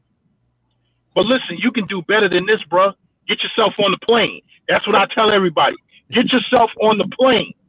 That's real. You remember what homeboy said from Fantasy Island? The plane, boss, the plane. Tattoo. My boy Tattoo. Shout out the Tattoo. Yeah, and what the other brother said about chasing the money. Let me give a shout out to Curtis Jackson, 50 Cent. He said, "Don't chase the women, chase the money. They come with that. The women come with the money. Women always come with the money." Yeah, so that's that. You know, I just wanted to share that. Brothers, get on the plane, man. You ain't got to deal with these Walmart chicks as the brother. I don't want to curse, but I call them hood rat. I actually call them worse than that, but I don't want to say that word neither. It's not a curse word, but I don't want to say that one neither. I don't want to give your channel a strike. Yeah, they ain't got no remorse. They don't care. They do what they want. They don't care. And I look at them. They come outside any kind of way they want. And a brother of mine that I used to work with, he took a picture of this chick. If anybody is from Brooklyn, they're familiar with the McDonald's on the corner of Ocean and Parkside. Right. So he took a picture of this chick. She came outside with the bonnet and full pajama set on with Crocs. Like, what are you doing? Next, they gonna be coming outside not washing their face and brushing their teeth. You know they ain't. That's already happening, bro. I haven't seen one bonnet since I've been in Colombia. Not one bonnet. Or pajamas. I ain't seen one in pajamas either. Well, look, I see women with the little tubies on in DR. But that's a Dominican thing. That's look, they beautiful and they fine, so I don't really care.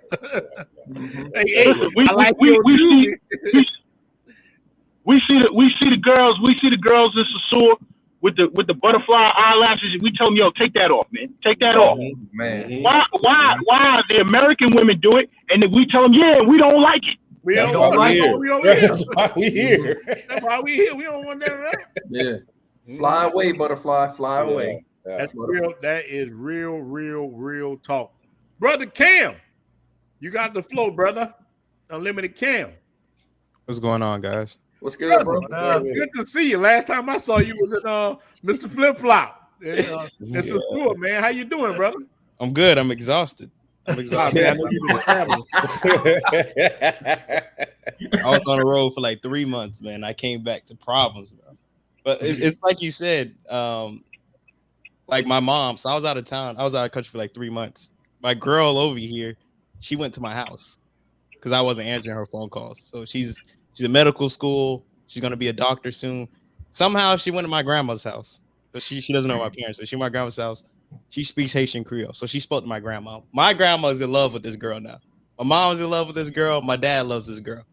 And then my dad tries to pull me to the side. He tries to talk to me. He's like, son, come on. She's a good girl. She's this and that. I said, no, Dad, I'm free, man. I don't need this. I said, I'm free, man. It's just not. It's not for me. It's not ever going to be for me, man. I just want to be free. And even my dad, every day, this dude bothers me about this chick. I'm like, Dad, I don't want it, bro. It's not that serious. I'm free. I know how I want to live my life, and it's definitely not going to be here. Man, you could bring her with you if you want. I mean, no, it's okay. You're trying to set that man up, right? I'm just playing devil's advocate. Hell no, man. Uncle Jay know how I live, man. I'll stay right in the hood.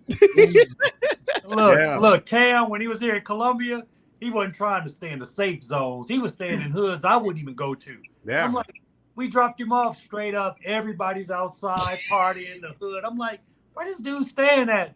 But he down for the culture, baby. But Cam speak good Spanish, so he can blend in wherever he at.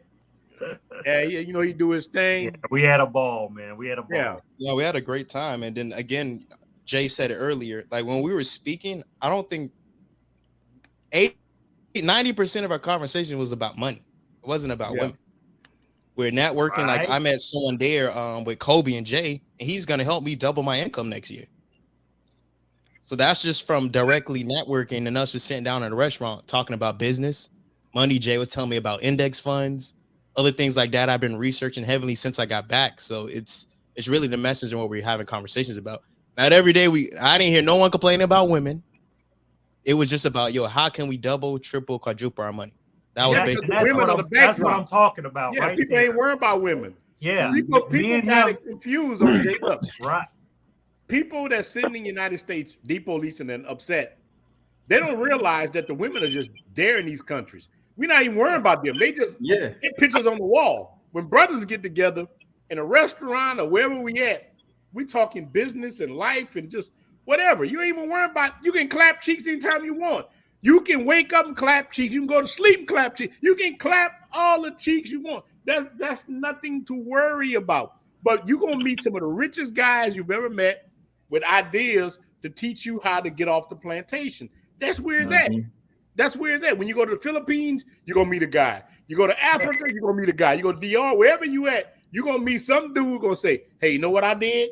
I did this. You might want to look into this. And they're gonna help you. You know, right. Finish your thought, Unlimited Cam. Yeah. No, Uncle Jay was gonna go ahead. But basically what I was saying is that he's a perfect example of what I was talking about. Like he came in town, he got the werewolf out of his system. Yeah. But then we went on that business. You know what I mean? Mhm. Like we went up to Palenque, man, and did some tours, and we went checked out the soccer game, and him and Kobe, they were both here at the same time.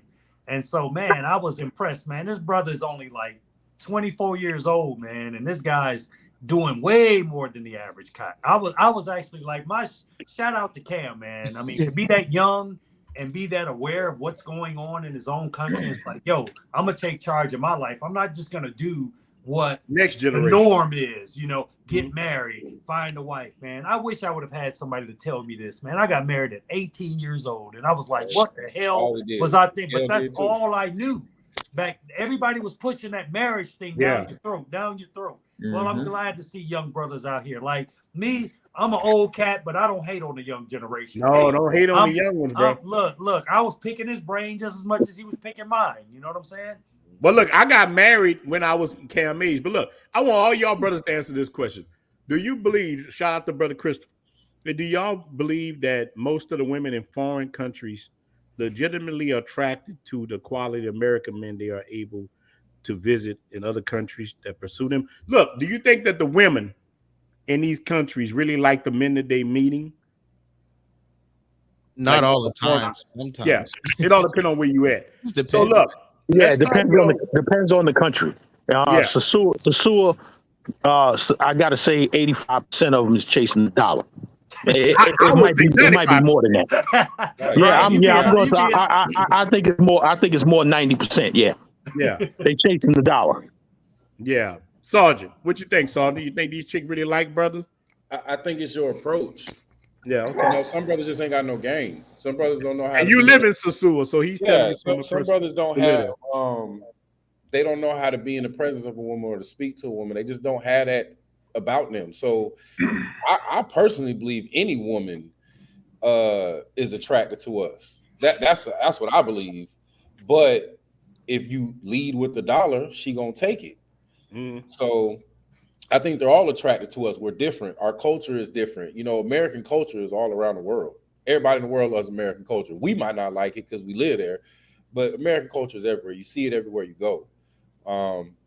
But what they don't like is, the attitude and, some of these simps that go over there and these mama's boys that go over there and ruin it for everybody. But in general, I think they are attracted to us. I do believe that. Yeah. So what do you think, Miguel? You think these women really like the brothers, or are they just using them? So I think it's a mixed bag. I think if you're that dude, shout out to Memphis, and you know how to handle yourself around women, you know how to talk to a woman. I don't care what language she speaks. And I think it's all about confidence. I don't care where I'm at. I don't care where I'm at on this planet that we call Earth. If I see somebody, I'm gonna talk to them. You know, if I see something that I want, I'm gonna go up to it. Cause I look at it like this. The worst thing that could happen is she's not gonna slide. She gonna say no. Yeah, no. But if I don't go up there, it's a no anyway. So I didn't lose nothing. Yeah. The worst thing that I did was sharpen my blades. You know what I'm saying? So even if I failed on this one here, now I'm sharpening my blade. So when I see another one, all right, well, let's try this. Like, so I think it's a mix, man. I think some dudes, like I said, they don't know how to approach. So they're gonna get finesse. And I hear this kills me when I hear dudes say this. They be like, "You think she playing the long game?" They all playing the long game. Yeah, they all playing the long game. They all playing the like I don't like it is on the man to provide protection and resources, bro. Protection and provision. So a woman by nature, they are going to slide with somebody, you know what I mean, who can give them that. Yeah. I think all women, man, are the same across the world. Some of them just more feminine, how they do it, but they all trying to, everybody wants a nice life, man. Everybody's trying to take care of their kids. Everybody's trying to do that. So if she could be nice to On Jay gonna be good. And look, to On Jay, it's a fair trade. I know to me, it's a fair trade. You take care of me, you do whatever I want, I'm okay. I'll give you a few dollars. I don't really care about none of that. Just make, whenever I want to clap cheeks, hey, go ahead and handle your business. If you don't, I'm going to clap cheeks somewhere else. I let them know that from the jump. That's how I am. I throw, I throw a, I have a mix. I have a mixed bag. When I first get there, I'm gonna be out there for 10 days. So Travel 2 is telling the truth too. Look, hold on. He say the younger ones chase the dollars more. They got some old ones that are chased, but man, the young ones, brother, Travel 2, them young ones, man, they get up. Hey, bro, for a while I left the young ones alone, but they were getting on my nerves. Them young ones, bro, they get on my nerves. God, hey, that's big fact. Hey, Ronin, I don't think we want the older ones out there no more. Man. And I'm pretty sure if you've been going there long enough, I got 13 years in the game. Oh, you've been there a long time, big dog. Hey, I'm gonna throw names out there. Esther and Yossi. They cook their ass off. I gotta see the face. Look, I gotta see the face. The brother laughing, so he knows. Yeah. I gotta see the face of the waist, and I can tell who they are. So my opinion is that every relationship is transactional. They all transactional. No matter how you look at it, it's transactional. Whether she like you or whether she don't like you, it's transactional. Yeah. Now, every brother ain't got the same power. And what I mean by that is that it's a lot of factors in it. Like if you're just, first of all, if you're just a weekend warrior, 9 times out of 10, you're only going to get the play for play.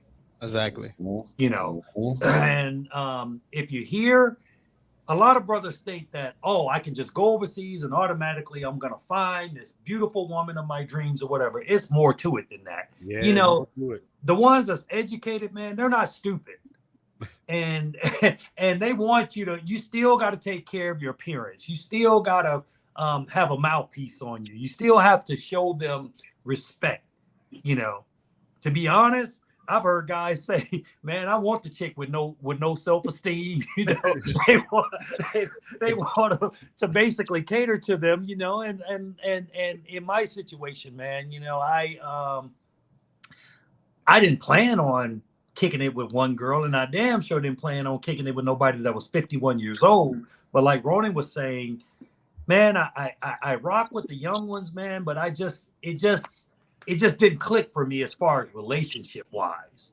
But the one I'm 54, she's 51. I think because she's been through some things with her ex-husband and stuff like that, it's like now she appreciates me. And to be honest with you, I know a ton of girls that's looking for regular dudes. You know what I'm saying? From the US, because they don't even want to date Colombian guys anymore. But, I hate to say it, man, but I'm not gonna ruin my reputation hooking them up with some Pookie or Ray. Yeah, you know what I'm saying? Mess your whole thing just up. Coming through, you know, for a quickie or whatever. Now you messing up my stuff over here. You know what I'm saying? But if it was somebody that I knew that was straight or whatever, you know, me and Miguel like brothers, but I know Miguel got that wolf in him, man. Yeah, know? Miguel wolf. Yeah. Look, let me tell you something about Miguel in action, so Miguel is I can't help all Miguel the time. out, man. Look, That's my I boy. turn to the wolf. Look, on Jay, Miguel the wolf all the time. I turn to the wolf when the full moon come out. I gotta be caught in the moon. Miguel the wolf all the time. You know what I'm saying? Man, look, Miguel had two of them. Two of them was in my house, right? And they were here with different people, but the one girl telling the other girl, yeah, he ain't no good. He this, he that, or whatever. And I'm just like, had the other girl crying. I was like, man, Miguel, what you doing? You got him crying, Miguel. You got him crying, look, bro. I'm gonna tell you, man. Look, I'm gonna tell y'all the secret in the chat. Miguel over here selling pipe dreams, baby. That's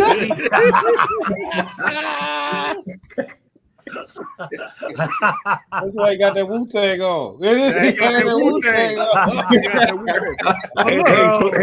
Hey, salute to the brother. Salute to the brother. Right. I'm from Staten Island. Raekwon's my cousin. Oh man, shout out to New York. Shout out to New York. But look, I did drop Sergeant Sasua link in that. Make sure y'all brothers go subscribe to this brother's channel. The solid brother in the Sasua area.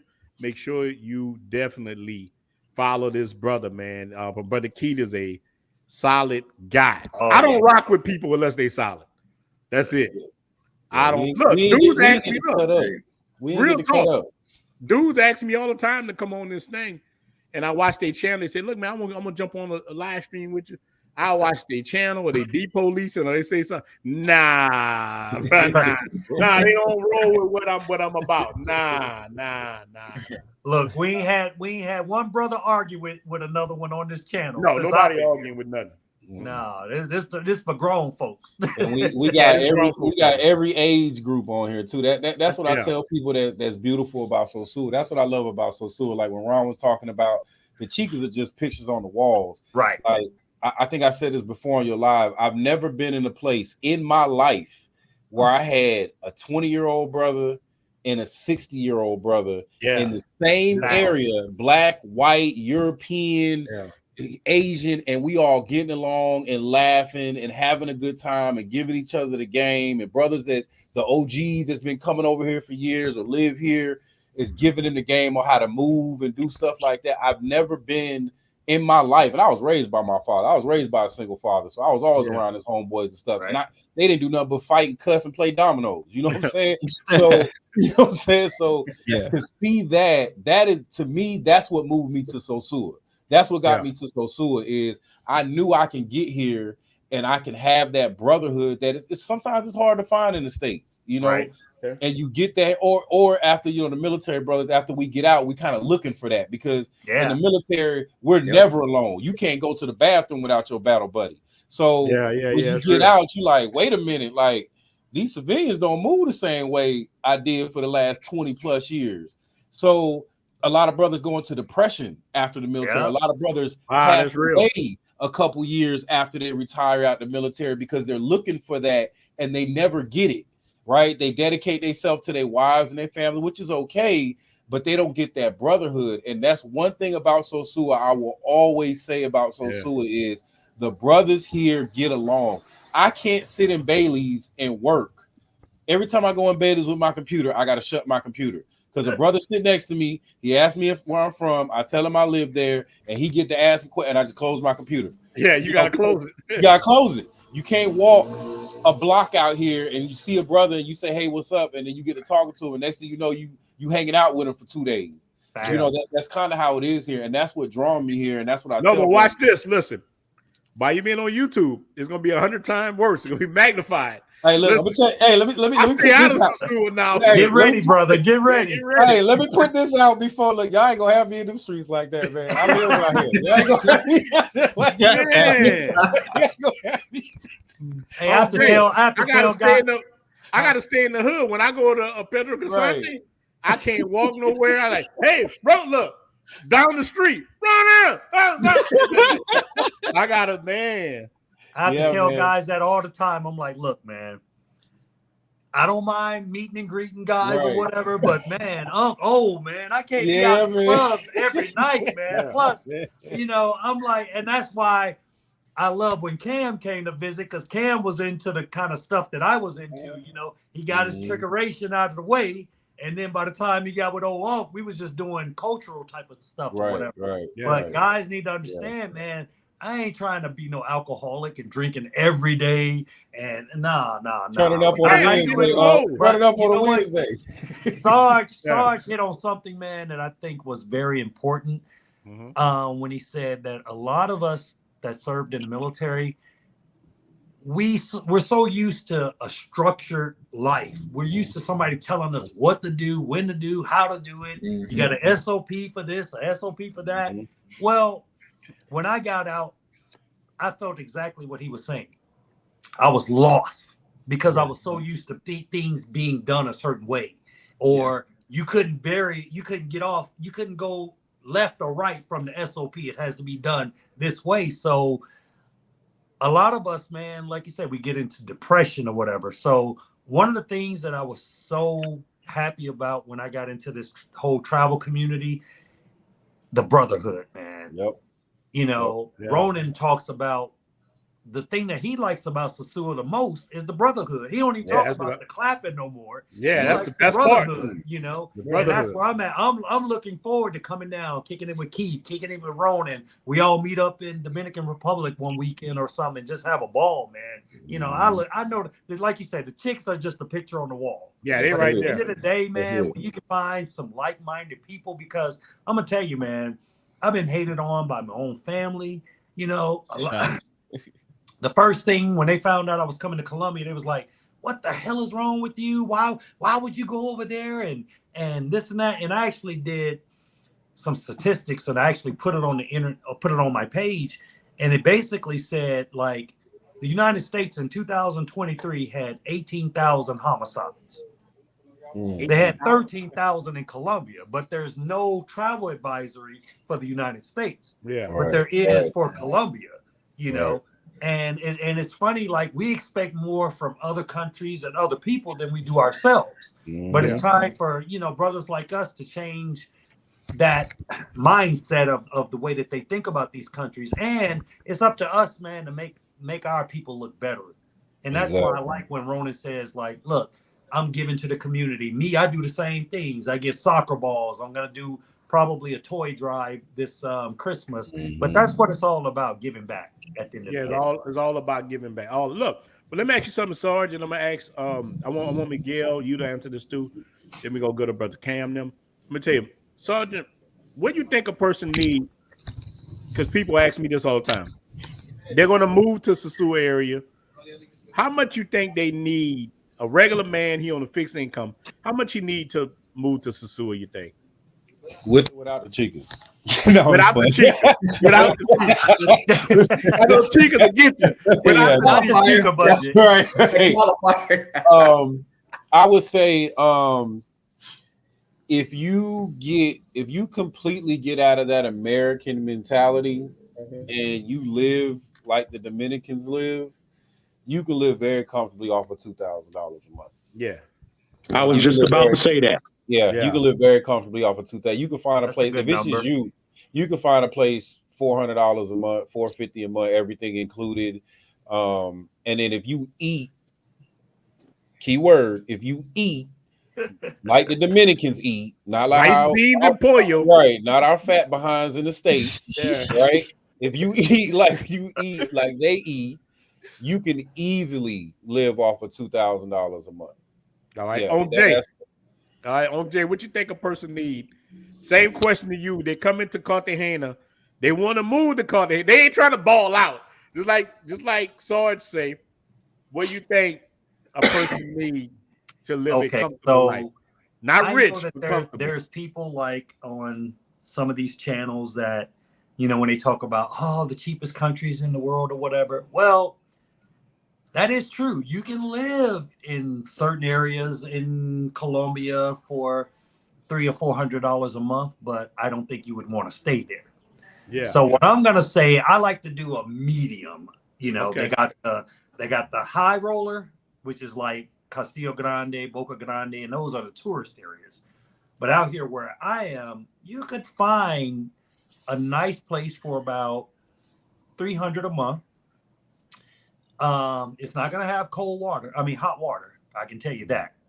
But that's something that most of us need. So I would say $1,500 a month can get you by in Colombia, but it's not going to be a whole lot of just extras. So I kind of agree with you guys as far as the 2,000. You're living really good, because a doctor here makes $1,200 a month. So yeah, and that's true. Let me answer, brother. Say how much I live off of. Man, listen, I got a good income. It depends on what mode I'm in. Like he say, without women or nothing, I can look this month. I ain't gonna lie to you. I lived off of $800. I did good, but I wasn't going out all the time. I think I went to flip flop like 2 or 3 times. Yeah. But I have a woman who cooks every day. My mother-in-law cooks every day. My old lady cooks and my mother-in-law cooks. So I don't have to buy food like that. So I was able to live cheap. You know what I spent all my money on? I spent Johnny Walker, Presidentes. And this is to keep the wolf trapped, because I'm telling you, I got to keep the wolf trapped because I start the roaming. So I can live very, very, very cheap. But look, my rent though is $250, and it's just $250. Now I did buy some property, and I'm probably gonna be closing on a property in Piantini that look nice. Once I close on it, I'm gonna show y'all guys this. I'll show y'all guys how to buy the property. As a whole nother story. I don't want to get into real estate. I'm thinking about making a separate real estate channel, because I noticed on my channel, brothers. I got some like real estate by 25%. The rest just like talking about DR or whatever. Yeah. So I'm gonna make a whole nother channel talking about real estate in the DR, and the ones that like that, they can get into it in real estate in the United States. I'm gonna show guys how to flip houses and all this stuff here. But man, I can live very cheap in the DR. That's why I had to cut some of the women loose. Man, at one time, bro, I had 10 girlfriends. This is real talk. That's about when you have girlfriends, like when you in the country, they looking at you like, Pappy, I'm your girlfriend. Like you gotta kind of take care of them. And look, it's good to have 10 women you can clap cheeks with. I felt like Caesar or something, you know, have all these women, they got a robe on. Here, you need it tonight. Get over here. You know, how many did you have to block? I eventually started blocking all of them, because I'm telling you, it comes to that point that, like in DR, you don't really have to have a girlfriend. You can just go out and meet women. You know, DR different, man. DR is a different kind of place, man. It ain't that hard, man. Especially like Santo Domingo. And I'm gonna go to Cam on this. So Cam, look, and we're gonna let my brother get on gangster. But Cam, look, when you was in Santo Domingo, you think it's hard dating in Santo Domingo or what? Nah, it's fairly easy, especially if you use like Tinder or what's the other one? Dominican Cupid, I think it's called. You can I like Tinder better now than Dominican Cupid. Dominican Cupid got a lot of scammers on there. Oh yeah. Be careful out there. Be careful out there too. And if you speak Spanish, you can meet way more girls if you speak Spanish in person. That like work in stores and stuff like that. Because if you speak English and they feel you're only gonna be there for like 5 to 7 days, they're not really gonna put you in that department or may want to date you. Right. But like I've met girls who like, because I'm in DR so much, they see me many times and we spoke before and we're cool. But there's like some girls would be like, all right, how long are you here for? Oh, I'm here for 4 days. When are you gonna come back? I hear it all the time. God, like I was just in Sosuda. One of the dudes said, yeah, I'm gonna be back. I was like, when? He's like, in 10 months. I said 10 months. God damn. Where is that right now? Where my boy? God damn. He said 10 months. I was like, oh shit. Like, dude, I go to DR maybe twice a month, and then I probably go to Colombia once every 3 months. So just depending where I like to go, I just go back and forth. And I love Peru so much that I've been going to Peru maybe like 3 times a year because I really like Peru. But it's just like I like to diversify myself. And same thing like you said. You said you had 2 girlfriends. I had 10. I had like 5 at one time. I had to start cutting loose because I started going through my budgeting. I'm like, all right, I'm spending too much. I'm paying too much school, university bills. I'm paying too much. Unlimited Cam, I did that. Look, I went over there. Look, let me tell you, y'all talking about tricking. Listen, look, we're gonna get into something right quick. That's why I don't diss people about tricking. Look, you wanna know why I don't diss people about tricking? Dude, I went to the DR. I had $100,000 and one man. I had flipped some houses. I went trickeration nation. I was knocking out everybody, the sisters, the aunts. I was like a fiend, big dog. I knocked down so much cootie cat. I was destroying, man, because I wasn't used to that much access. I was used to dealing with a chick, have to juggle, have to do all that. When I got all these beautiful women, I'm talking about Spanish Kim Kardashians. Oh, wait, what? Come over here. I'm like Scorpion, come over here. You know, like I was knocking them down. So that's why I don't diss brothers. I can't point the finger at you. You know all the debauchery stuff I done did with women in DR. Yeah, facts. Yeah, no. Hey, Ronin, you know what you say? Like, bro, I'm in the same boat, man. When I came over here, man, I was straight tricking, bro. I mean, man, I'm like you, bro. I sold everything I owned. Man, I had like 100 large with me also. Bro, I was feeling like LeBron James over here for the first 3 months, bro. I was like, look, and you know how now I say don't leave with your wallet, but man, when I first got in the country, I was leaving ATM receipts and stuff, you know, just because you don't know when you first was like, Poppy, is that CNB or dollars or pesos? I said, no, that's dollars, baby. Oh, Poppy, I love you. She was like, look. On just you like, ay, oh, mío. I love you, Poppy. I love you, Poppy. Yeah. Man. No, but you guys, I was tricking hard. Look, all that frustration I had in me for all those years.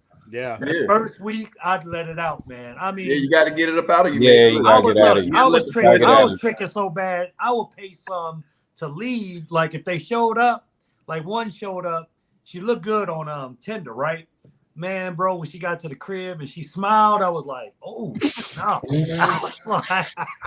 I was like, you know what? I was like, babe, I don't really feel well or whatever. So I didn't want to waste, you know, a moment on her. So I was like, let me just pay her to leave so I can get my second choice to come. You know, I was tricking bad, bro. So like one thing, like I said earlier in the live stream, Jay is pro trick, okay? Regardless of whether I got a woman or not, I'm still pro trick. Facts. I don't diss people. I just don't diss them. I don't. I done did it all, big dog. I done hunted regular women, and that's what I prefer. Right. I prefer to hunt. But look, a lot of these chicks that you hunt, they be tricks. You don't even know. Yeah. One of my brothers, look, I just talked to a dude today, met a chick. He pursued her, hunted her, found out she on that kind of time. He didn't know she was on that kind of time. The things happen, man. She on that trickeration nation. You know what I'm saying? They just trick in a different way. They try to get you by acting like a regular chick. This is the way I look at it, man. If she starts begging, that's why I could have 10 or 20 girlfriends. I think the most I had was 5. And I'm talking like lawyers, doctors, but even them, bro, when you got resources, man, they expect like the man to take charge and take care of them or whatever, you know. And I'm okay with that. Like my girl, man, she only makes $700 a month, but the thing about it is that I'm like, you know what, you take your little money and just, you know, take care of your little things or whatever, you know, and I'll take care of the household.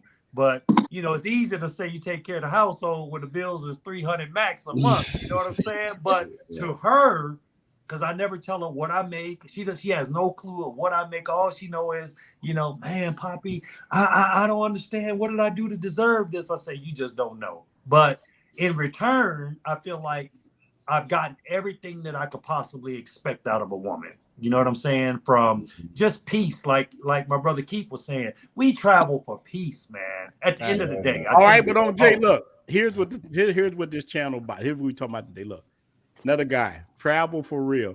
Another panel with tired old ninjas.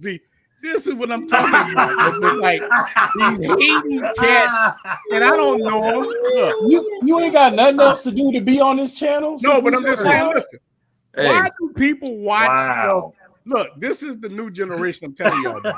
That's crazy to me. Why would you watch? Listen, if I see, ain't Housewives of Atlanta on or something? Yeah, but listen, if I'm turning the channel. And if I see RuPaul Drag Race, I don't watch that. Exactly.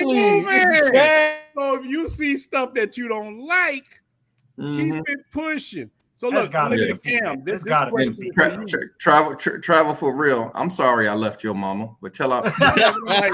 No. So tell I'm gonna swing by this weekend.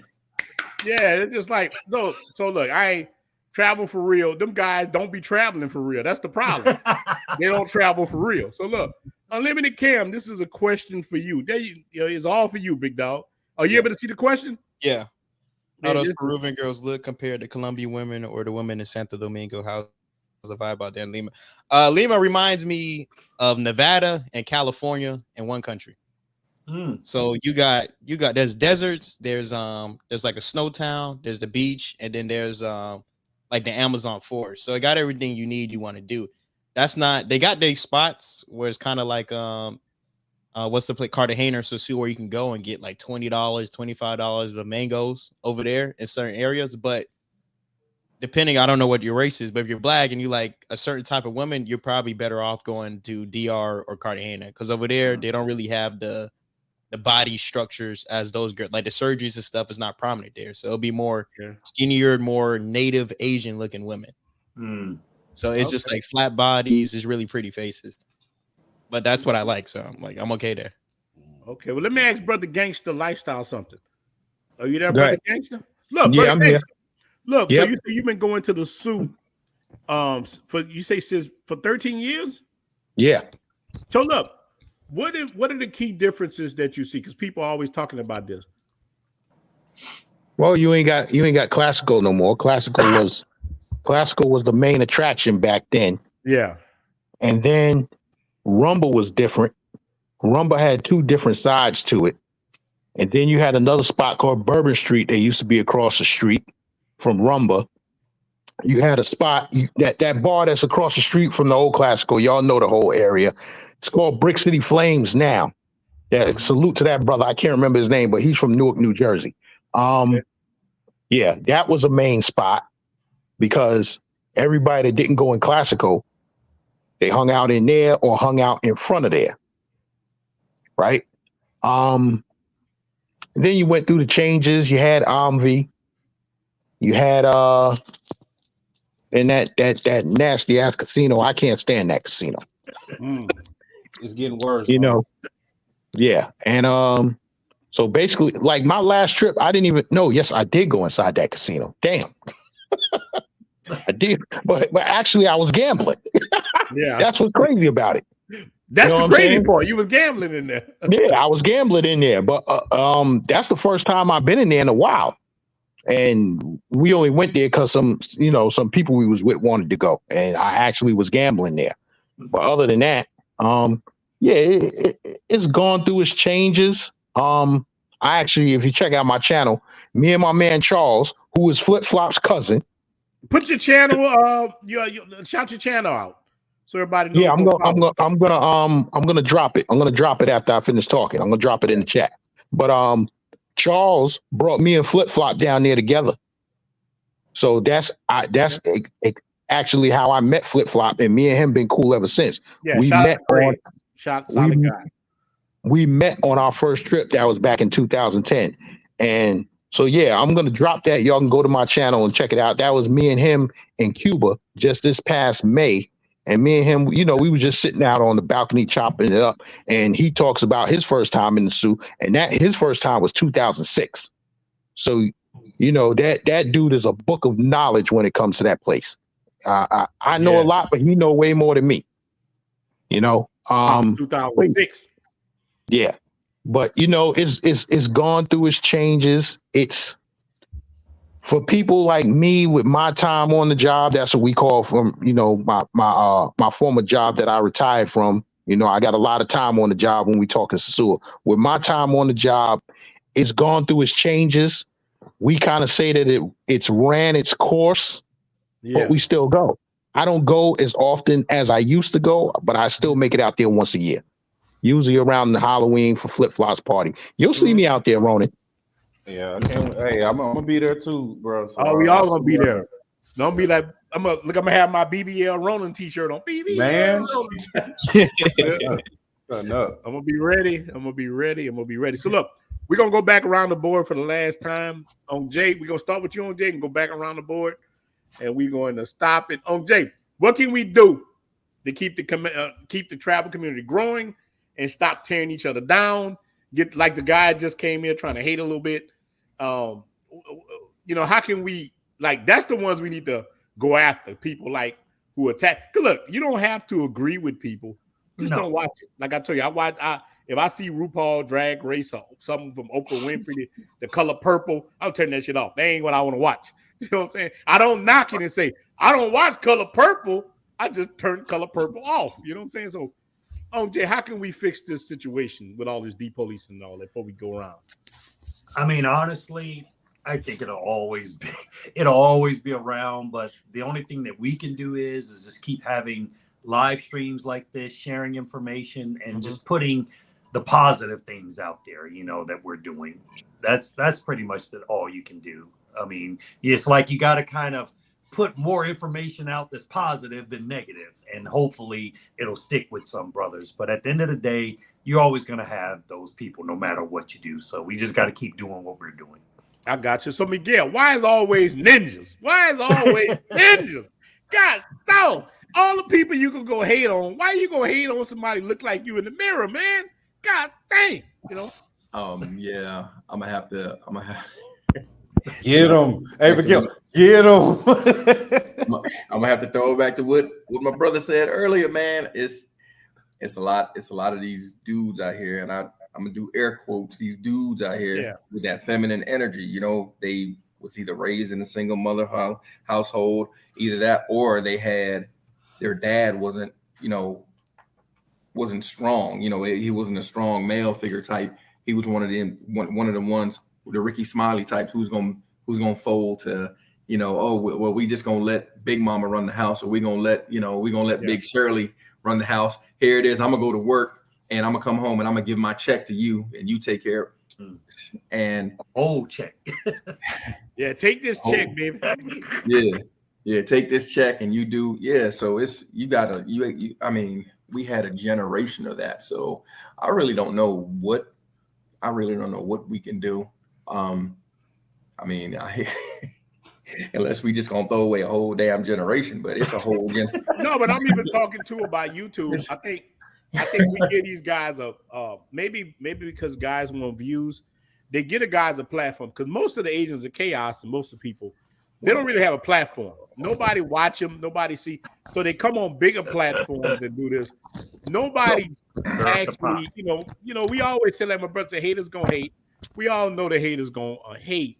Yeah, haters definitely want to hate, but I think like you said earlier, with platforms like this, and now it seems like everybody has his voice, and everybody's the thought police, and everybody's so damn sensitive about whatever the hell and this and that. So it's just like, man, go take a testosterone booster. Go do something. I don't know what y'all need to do. Go do some goddamn push-ups, man. I don't know what y'all need to do. But I don't know. I don't have the answer, but that is crazy. So brother Keith, man, you think that they just doing this trying to get the pat on the head from the females? I'm looking at this panel and I'm looking at truck drivers, real estate people. We got a young brother that's in cyber. We got, fathers. I'm a grandfather. You got the percentage of, and I'm just saying because everybody on the panel right now is black, right? Yeah. We are less than 1% of every man on the planet on this panel. Even less than that in America, right? So if you have a problem with the 1%, that means you're probably part of the 99% to me. Real. Right? That's how I feel. And instead of you taking anything we have to say in a positive light, and you're seeing not the gang members, ain't none of us in prison, ain't none of us out here beating people, ain't none of us out here pedophiles, ain't none of us out here raping and stealing, and we're creating wealth for other people. We're blessing the countries that we live in. We're blessing the people that we're with. If you have a problem with that, to me, that just shows how weak of a human you are. Yes. Because everybody on this panel has blessed the countries or country they're in, or they visited in some type of way financially. I'm building a whole basketball program in Sosua for kids. Awesome. Right. I'm building a gym out here in Sosua for kids, for these kids to be able to play basketball and go somewhere where they can get away from the streets and stuff that they doing out here. I think real quick, I posted a picture of a little boy out here that he works the streets of Sosua. Everybody knowing why his mom working the streets. Right, and we feeding this baby in the streets. We helping him in the streets. We blessing him every day. He gonna be part of my basketball program. So if you have a problem with that, that just shows how weak of a man you really are. It just shows how weak of a man. So to me, we shouldn't even give them clowns no energy at all. Like at all, we shouldn't give no energy, because wherever you at right now, if you watching this channel and you got something negative to say about what these six or seven brothers is on here talking about, you probably ain't doing nothing for your community or nothing else anyway, or anybody else's community. So to me, you can go back in your hole and, like I said, go watch Housewives of Atlanta with your fat old lady and enjoy the rest of your life, man, because that's what you're doing. Every brother on here is doing something positive for the world, not just where we're from. You don't know where we from. You don't know what Unc Jay been through. You don't know what Miguel Ronin told his stories. I know Unlimited Cam Young, but I'm sure he got a story too. And I know Gangsta Lifestyle got some stories. So his name Gangsta Lifestyle. Right. I know he got some stories. Right. Nah, it's not gangster, it's gangster. That's my last name. My bad, brother. Yeah. So you know, for any brother like to even have something to say about some tired brothers, brother, I'd have been shot at. Bro, I tell people all the time, I done did the 3 top things. I done created a life, I done took a life, and I done saved a life. Facts. Yeah. That's a fact, okay? Yeah. So if you want to compete with that and think I'm tired from that, yes, Ninja, I am tired, okay? 20 years of service getting shot at, yes, I am tired. But I still have the energy to bless other brothers and bless the country I'm in. So I just think people like that, man, you just don't even get energy to, man. Like, you really just go crawl in your hole, man, and do whatever you do with your life, man. Because we out here blessing people, man. Like Ronin blessed me. That's why I'm out here. Unc Jay blessed me. Changed my depression state. Changed my physical state. Changed my spiritual state by listening to you brothers and hearing how blessed y'all were by moving. So if you against that in any type of way, then, you know, just go back in your hole, man, and do whatever you got to do in your life. That's all I got. Yeah, man, and just saying that before we go to my brother Gangster, I want to salute to the members, man. I give those computers to the school. Everybody donated on Jay, so I bought a computer, and the brothers and my members bought a computer. I'll get the people the two computers, 2 good computers, man. Right. So and it's mostly Haitian kids in the school, right? Brothers look like us, brothers ain't got nothing, and man, it was such a blessing. I felt so good giving a school 2 computers. You know, man, y'all don't even know all the stuff I do, man. So I don't, because my channel not really about that. I don't really put a lot of that on there. But man, big up to all you guys who help support. So whatever my channel members do, I pay the other side. So we bought 2 damn good computers. So I done bought school bags, and I saw Flip do the same thing. Look, one thing about Flip Flop, I got to give him his props. Flip does a lot of stuff in Sosua. He's not taken from Sosua. He's adding to it. Yeah. Flip does a lot of things. You look at his, I don't mean to cut you off. You look at his staff. Yeah. In Flip Flop, he got what, 12 good people over there. Good people over there. Right. Hey, look how many people he blessing. Good. You know, but people don't see that part. You know what I'm saying? Just like, bro, since I've been here, I've been running construction projects and everything. So I've had at least anywhere from 4 to 8 people on the payroll since I've been in the country. Yeah. since I've been here. So we're not just all out here just causing havoc or whatever, or you know, you look at a few bad apples, man, and you can't judge the whole bunch. You can't. A lot Well, of I us don't think doing some good people work just know out here. about like just us. Some people never paid anyone before. Like people don't. I have 2 employees working for me. Yeah. So that's monthly. I'm giving out $2,000 a month, 1,000 for each of my guys, and people are like, "Why are you doing that?" I'm like, "I'm investing in something. I'm not making any money off that product. I won't make any money for another year or 2." But people are so short sighted; they can't see. They just see, "Hey, you're throwing 2,000 down the toilet." I'm like, "All right." They just can't see it though. So they see you guys spending money. They're like, "Why? Why? This doesn't make any sense." You got to invest, man. Investing. Yeah, Look, invest, you yeah. bury it. Look, one thing I learned about investing, I want, especially my people, my black people, to understand. I was broke and doing very bad till I got out of the victim mentality, and I learned that I had to sow a seed to grow a seed. Sometimes you have to invest in stuff, whether it's the computer, whether it's the community or yourself, your family, whatever.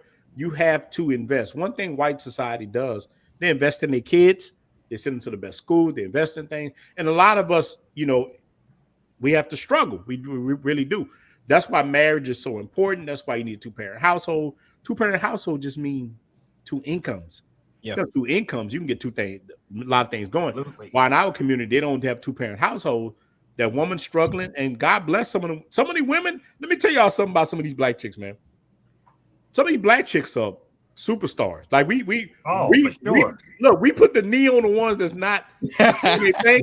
Let me tell you, man, there's some of these women that carry the weight, and I'm gonna give them their props. Some of these women will do hard. They will make sure that their kids got. They don't stop. You know what a sheriff told me one time? A sheriff was about to move into one of these little houses I own. He said, "You know who the hardest working person in the black community is?" I said, "Who?" He said, "Some of these black women." Yeah. He said, "I will see them take care of man, don't work, don't do nothing." And I'm like, "Nah, ain't no man. She's taking care of another son husband." But he said, "Some of these women will go hard in the paint. They will do this. They will handle their business." So I'm telling you. So it's not all women. It's not all black chicks. Not all. They just it's a certain kind of woman. It's a certain kind of thing. So, brother Gangster, you got the floor before we close out. Oh man, I had a thought and I was listening to y'all. I forgot what it was. But yeah, I remember. When we went out to Cuba, they say we don't give back. Listen, I lost a whole bunch of weight, right? Brought all those clothes out there. Clothes, sneakers, whatever else, you know, we was giving away all that stuff. We was giving away school books, school supplies, you know. This one guy, he came up to me, he said he needed milk for the baby, and he had to go. We went to the store and I bought him the milk. You know what I'm saying? Special kind of milk, you know, the formula. You know? So don't say that we don't ever say that we don't give back. For years I've been going down to Dominican Republic and, you know, bringing clothes, old clothes, sneakers, Timberland boots, stuff like that. You know, I give away because, you know, I used to work for the city of New York. So and matter of fact, I got a bag of stuff because I just retired. I got a bag of work gloves and all, you know, the yellow vest. I'm going to bring all of that stuff down there and give it away to the Haitian dudes. You know, they doing construction on the homes and all of that stuff. Yeah, Haitian cats. So, well, they working, bro. They working out here. Haitians, man. Shout out to the Haitians. Yeah. So all my work gear, I'm going to bring all that stuff down and, you know, give it away. You know what I'm saying? Because I don't need that stuff no more. I wasn't going to do nothing but throw it in the garbage truck anyway. Yeah. You know? Yeah. Why not help the brothers with that? Exactly. That's a good thing. So, Unlimited Cam, let me ask you a question, man. Yeah. So, with all the hate, all the things that we do you think there's any way to change the image of the travel bro or the passport bro or whatever? Or you think that that's just what it is? No, the image is never really gonna change because it's kind of like it's kind of like the left and the right. You always see the minority being the loudest in the room. So kind of like you said, it's like, I know some great black women, I know some great white women, I know some great Hispanic women. I know great LGBTQ people. Yeah. Really, who's been really great to me and changed my career. Yeah. But you just see the minority and you see that, and you're like, oh, these people are awful. And that's what you see. But I'll say it really starts with kind of like, again, the image. that we put out there. But it is what it is, and you get a lot of jealous people. I got family hating on me. I'm traveling every other month. They mad. Oh, I don't know why you do that. Why do you do this? Why don't you just save your money? I'm like, I am saving my money. Man, you just left for 4 months. That's why they mad. Who can leave the United States for 4 months? 4 months. Yeah. But I also do. I give back as well. Like I spoke at 2 schools recently. I spoke at a predominantly bad school in the ghetto in Liberty City, Miami. Is it Liberty City? I guess Northwestern High School in Miami. Yeah. You was in there. Just spoke there, and I spoke at a high school in West Palm. Damn near like all races. Is a rich school in West Palm, Seaport, something like that. And my takeaway was all the black kids when I was in that bad school, I think maybe only 3 really listened to me. 3 emailed me, and I've been kind of coaching them up and passing them along to other people to help coach them. But when I went to that school in West Palm, I think I had 100 kids show up. 88 of the kids sent me emails. Wow. And I spoke to 250 students in Liberty City. The white school who had 100 cap, 88 of the kids emailed me, hey, I want to be engineer. Can you lead me in the right way? And only 3 kids in the Liberty City community emailed me and asked me for help. And that's the sad part. Yeah. These dudes, they want the money fast. Because they ask me weird questions. Hey, what car you drive?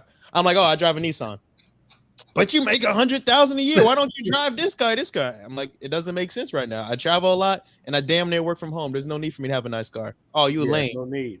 These are 15-years and 60-years calling me lame. I'm like, man, I took time out my day to come here, but I do it just for those 3 people. Yeah, because once you travel, real talk, I had 2 sports cars. I sold one, I sold a truck. I'm selling everything. I don't know none of it. Listen, I done had Corvettes, Benzes, BMWs.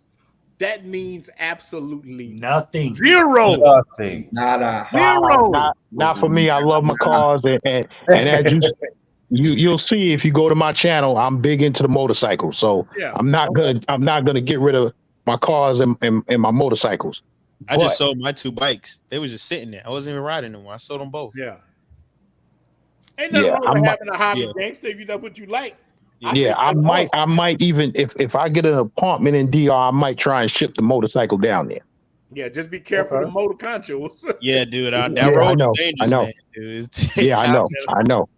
I just had a buried cousin 2 weeks ago, just riding a bike, died. It's really bad over there.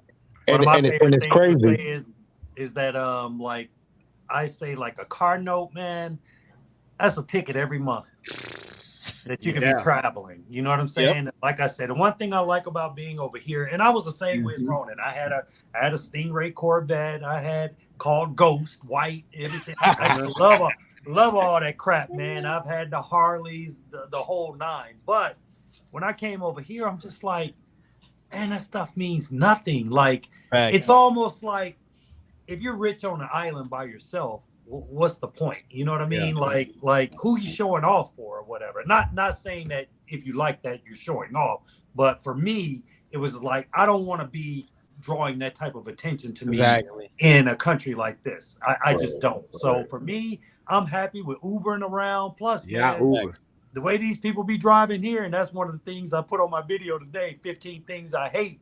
Man, look, they be driving crazy. And I'm like, nah. Oh, I would never drive in Colombia. Santo Domingo is the worst place to drive. Santo Domingo gotta be the worst place in Latin Colombia's America. worse. Colombia's worse. Oh man, I gotta come to Colombia. You never been down. I've been. Santo Domingo is the worst place to drive. Man, one of the worst places. Hey, you know where surprisingly they don't drive crazy? Cuba. Oh, wow. Yeah, Cuba.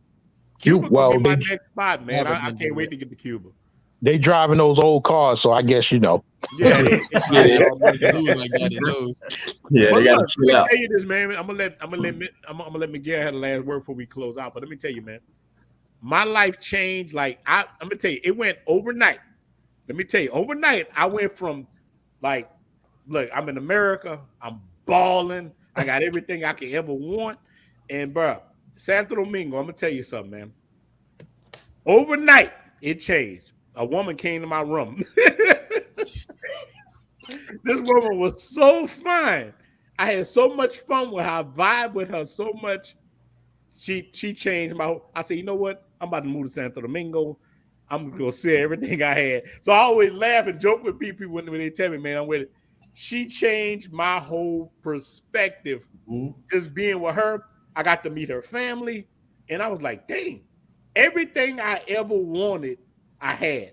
And I'm like, all right, I got a BMW in the United States. What the hell is that compared to how happy I feel right now? Exactly. That was it. And I changed. I'm like, you know what? I'm about to sell all this stuff I have. Let me go and experience it. And so, Miguel, what you think about that? Hey, you man, got the last word. I'm with you on that, man. If a woman's not providing you peace, you know what I mean? It's just like what are you there for? You know, Yeah. For me personally, like I can do, you know, I'm that type of person. You know what I mean? My father is a strong influence in my life. So, you know, I see he goes out there, you know, not to say that he was correct and, you know, 100% of the time, but one of the things that he did show me and he did teach me was a strong work ethic. You know what I mean? Yeah. So my pops used to get up every day, you know, go to work. So I saw that, you know what I mean? And it's a lot to be said for just seeing that rather than, you know, you have a lot of people that say, do what I say, you know what I mean? But then they turn around and they doing something opposite of what they're telling you to do. So that's, you know, just like I said, just growing up with, you know, with my pops around, having that strong work ethic.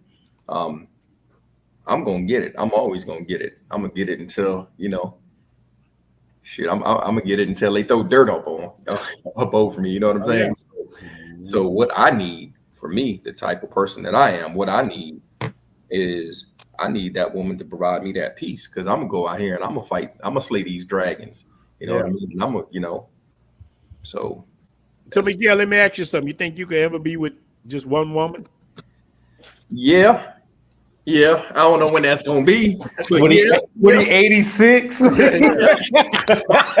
asked that because I struggle with that. I struggle with that. We all Hey, Dr. Sabi was still having babies at 83. Say that. Say that. See, but what it is, it's like I don't know if I don't know if this one woman thing is really for us. I mean, so you know what I mean? No, seriously though, like I'm with you. Like I'm totally with you. It is literally in our genetic makeup. It's in our genetic code, and like, and how you say the wolf be coming out, man. When young men go through that puberty stage and they go through that phase, I'm a strong believer, man. Like if we had legalized prostitution here in the United States, like some of these fathers, man, take your sons and go get them some, bro. Like just like you were saying earlier, man. It's so much violence. I believe we wouldn't have so much damn school shootings.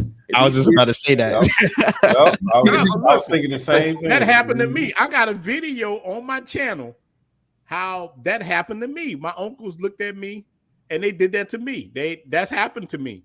And it changed me for the better, made me a man. I changed. They bought me to Miss Mary. I got that video. Maybe I post that video. So crazy. That's the origin of the werewolf. That story tells the origin of how I turned like that. Miss Mary did that to me. She tearing me out. Look, I saw my teacher, bro. This is real talk. I gotta watch how I say it on YouTube. But this was a house. This was like a den. I'm telling you, this is like my uncle's best friend name was Pipe. Because I knew he smoked that stuff. Right. Dude, in there, I'm walking through this. I'm telling you, bro. It's like I'm telling you, this is the crack era, bro. I walk through there. I see my teacher giving dome to one of my teacher handling business, and they put me in the room with Miss Mary. I ain't been the same since. So, but I'm glad that happened to me. It taught me a lot about women. Miss Mary taught me how to please women in multiple ways. She was like Master Yoda. She was in there teaching. It was like Master Yoda teaching Luke Skywalker. Miss Mary taught me all kind of stuff. So it's right, Miguel. You dead on, bro. With like I think that we should show our sons certain things, let them see things. You know, I've been exposed to a lot of different things, man. And a lot of us have. We older, we've been exposed to all kind of different things, man. We done saw some things. Miss Mary turned me out in there. Look, y'all need to watch that video. I don't know what the name of it is, but that thing is crazy. I do it. But man, look, we're gonna be stopping this stream, man, because we'll go all night. We're gonna do it again maybe Saturday or something. Miguel, man, you gotta post this on your channel, man. We gotta show you how to do it. All right. Yeah. You gotta show Miguel definitely how to post this. When he get here tomorrow, I'll hook him up. Yeah, show him how to do this. So maybe Saturday you're free. Unlimited Cam. Make sure you put your link, man. Look, follow Brother Sergeant, Brother Gangster. Follow these brothers, man. This is all about the brotherhood. It's never a one-man show. You know, Andrew Carnegie said, if you want to build something, you need a team. All y'all work together. That's how you build. That's just something out of I Think and Grow Rich. It's all about the brothers working together. And that's what it's about, man. So while the other people do the hating, we're gonna do the congratulating. We're gonna build everybody up. We're gonna do it like that. We're gonna build the real brotherhood. Because I'm telling you, if you're going to Colombia, you want to know OJ, you want to know Miguel, you want to know people who you're going to Sosua, you want to know Sergeant Sosua. It's a good thing to know brothers. You can link up with them. It can save your life. It can make your life way more easier. Save you some money. A lot of money. Yeah, you just it can save you some money. So, man, we are going to stop it, man. Salute to all you guys. Let me do an Unlimited Cam right quick. Make sure. I'm gonna tell you something. Follow Unlimited Cam, man. These are good channels. And I'm gonna do better myself of definitely pushing brothers' channels, brothers, everything I got. Because all I got, if I help you get up, even you get up higher than me, you can help me push up. Right. And I grab you, and we all keep going. Compound interest. That's how you get rich. That's how you get views. That's how you get everything.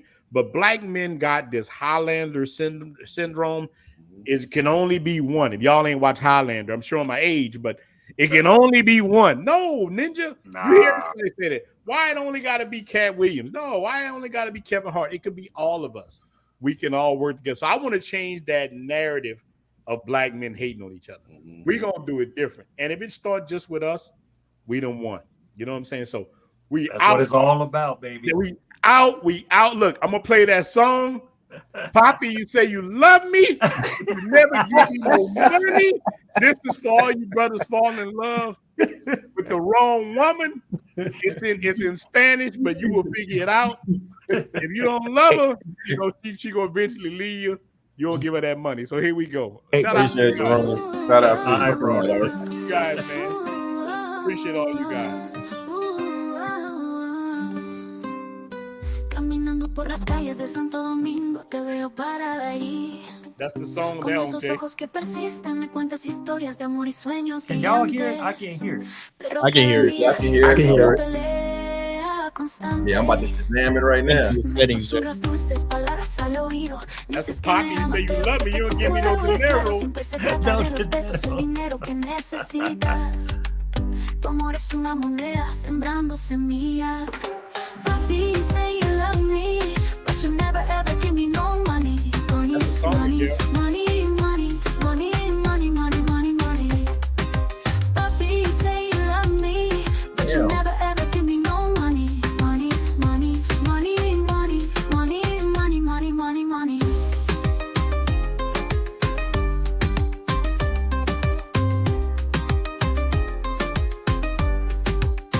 A la luz de la luna bailamos al ritmo de la bachata. Tus manos en las mías, moviendo nuestros pies. Pero el momento se desvanece y tus ojos lo dicen. No es mi corazón, es el efectivo lo que quieres. Me susurras dulces palabras al oído. Dices que me amas, pero sé que tu juego es claro. Siempre se trata de los pesos, el dinero que necesitas. Tu amor es una moneda sembrando semillas.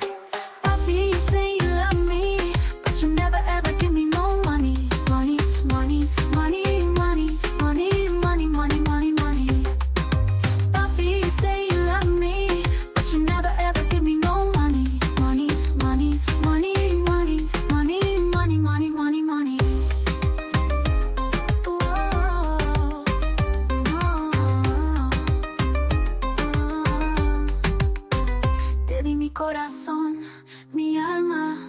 tiempo.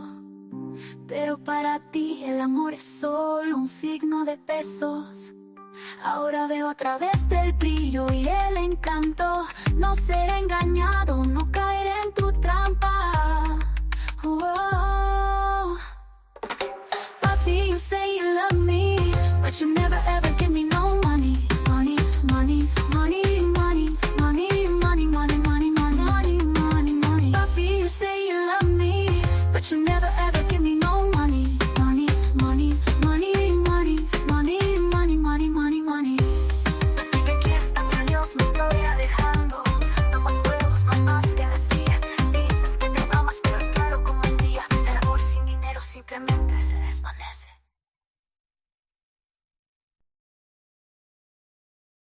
Hey, these niggas all grab by. We the passport cartel. Cash flights, not fills. Globe trying heavy whiskey in our deals. Living lavish, loving large and exotic scenes. Sipping on bourbon while we chase our dreams. Jet set, that, luxuries I think. Stamping passports, hit a freedom ring. First class rides to places uncharted. From the Big Apple, the islands where it started. Cigars lit, smoke curling in the night. From Tokyo streets to Parisian city lights. Dates in every town with charm and style. From rooftops in London to beaches in exile. Some cigars lit, smoke curling in the night. From Tokyo streets to Parisian city lights. Dates in every town with charm and style. From rooftops in London to beaches in exile.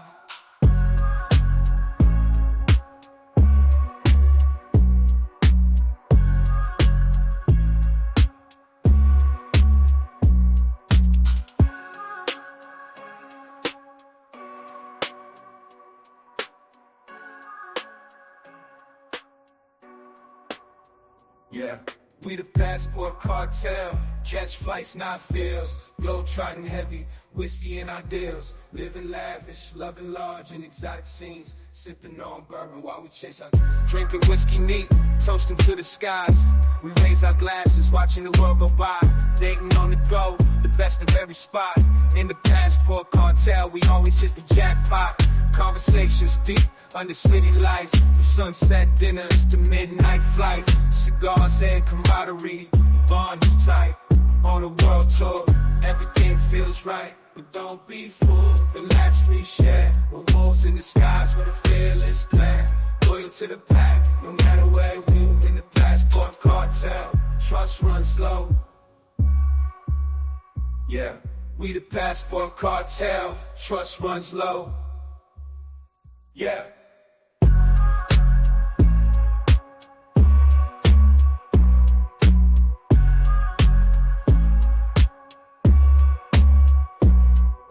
A lone wolf's call, under a moonlit sky, roaming through the world, don't ask why. We carve our own path in cities and towns with a swagger that never backs down. Whiskey and cigars, on the journey we ride with the passport cartel. Nothing we hide, we the passport cartel. Nothing we hide. We the passport cartel. Catch flights, not feels. Globe trotting heavy, whiskey in our deals. Living lavish, loving large and exotic scenes. Sipping on bourbon while we chase our dreams.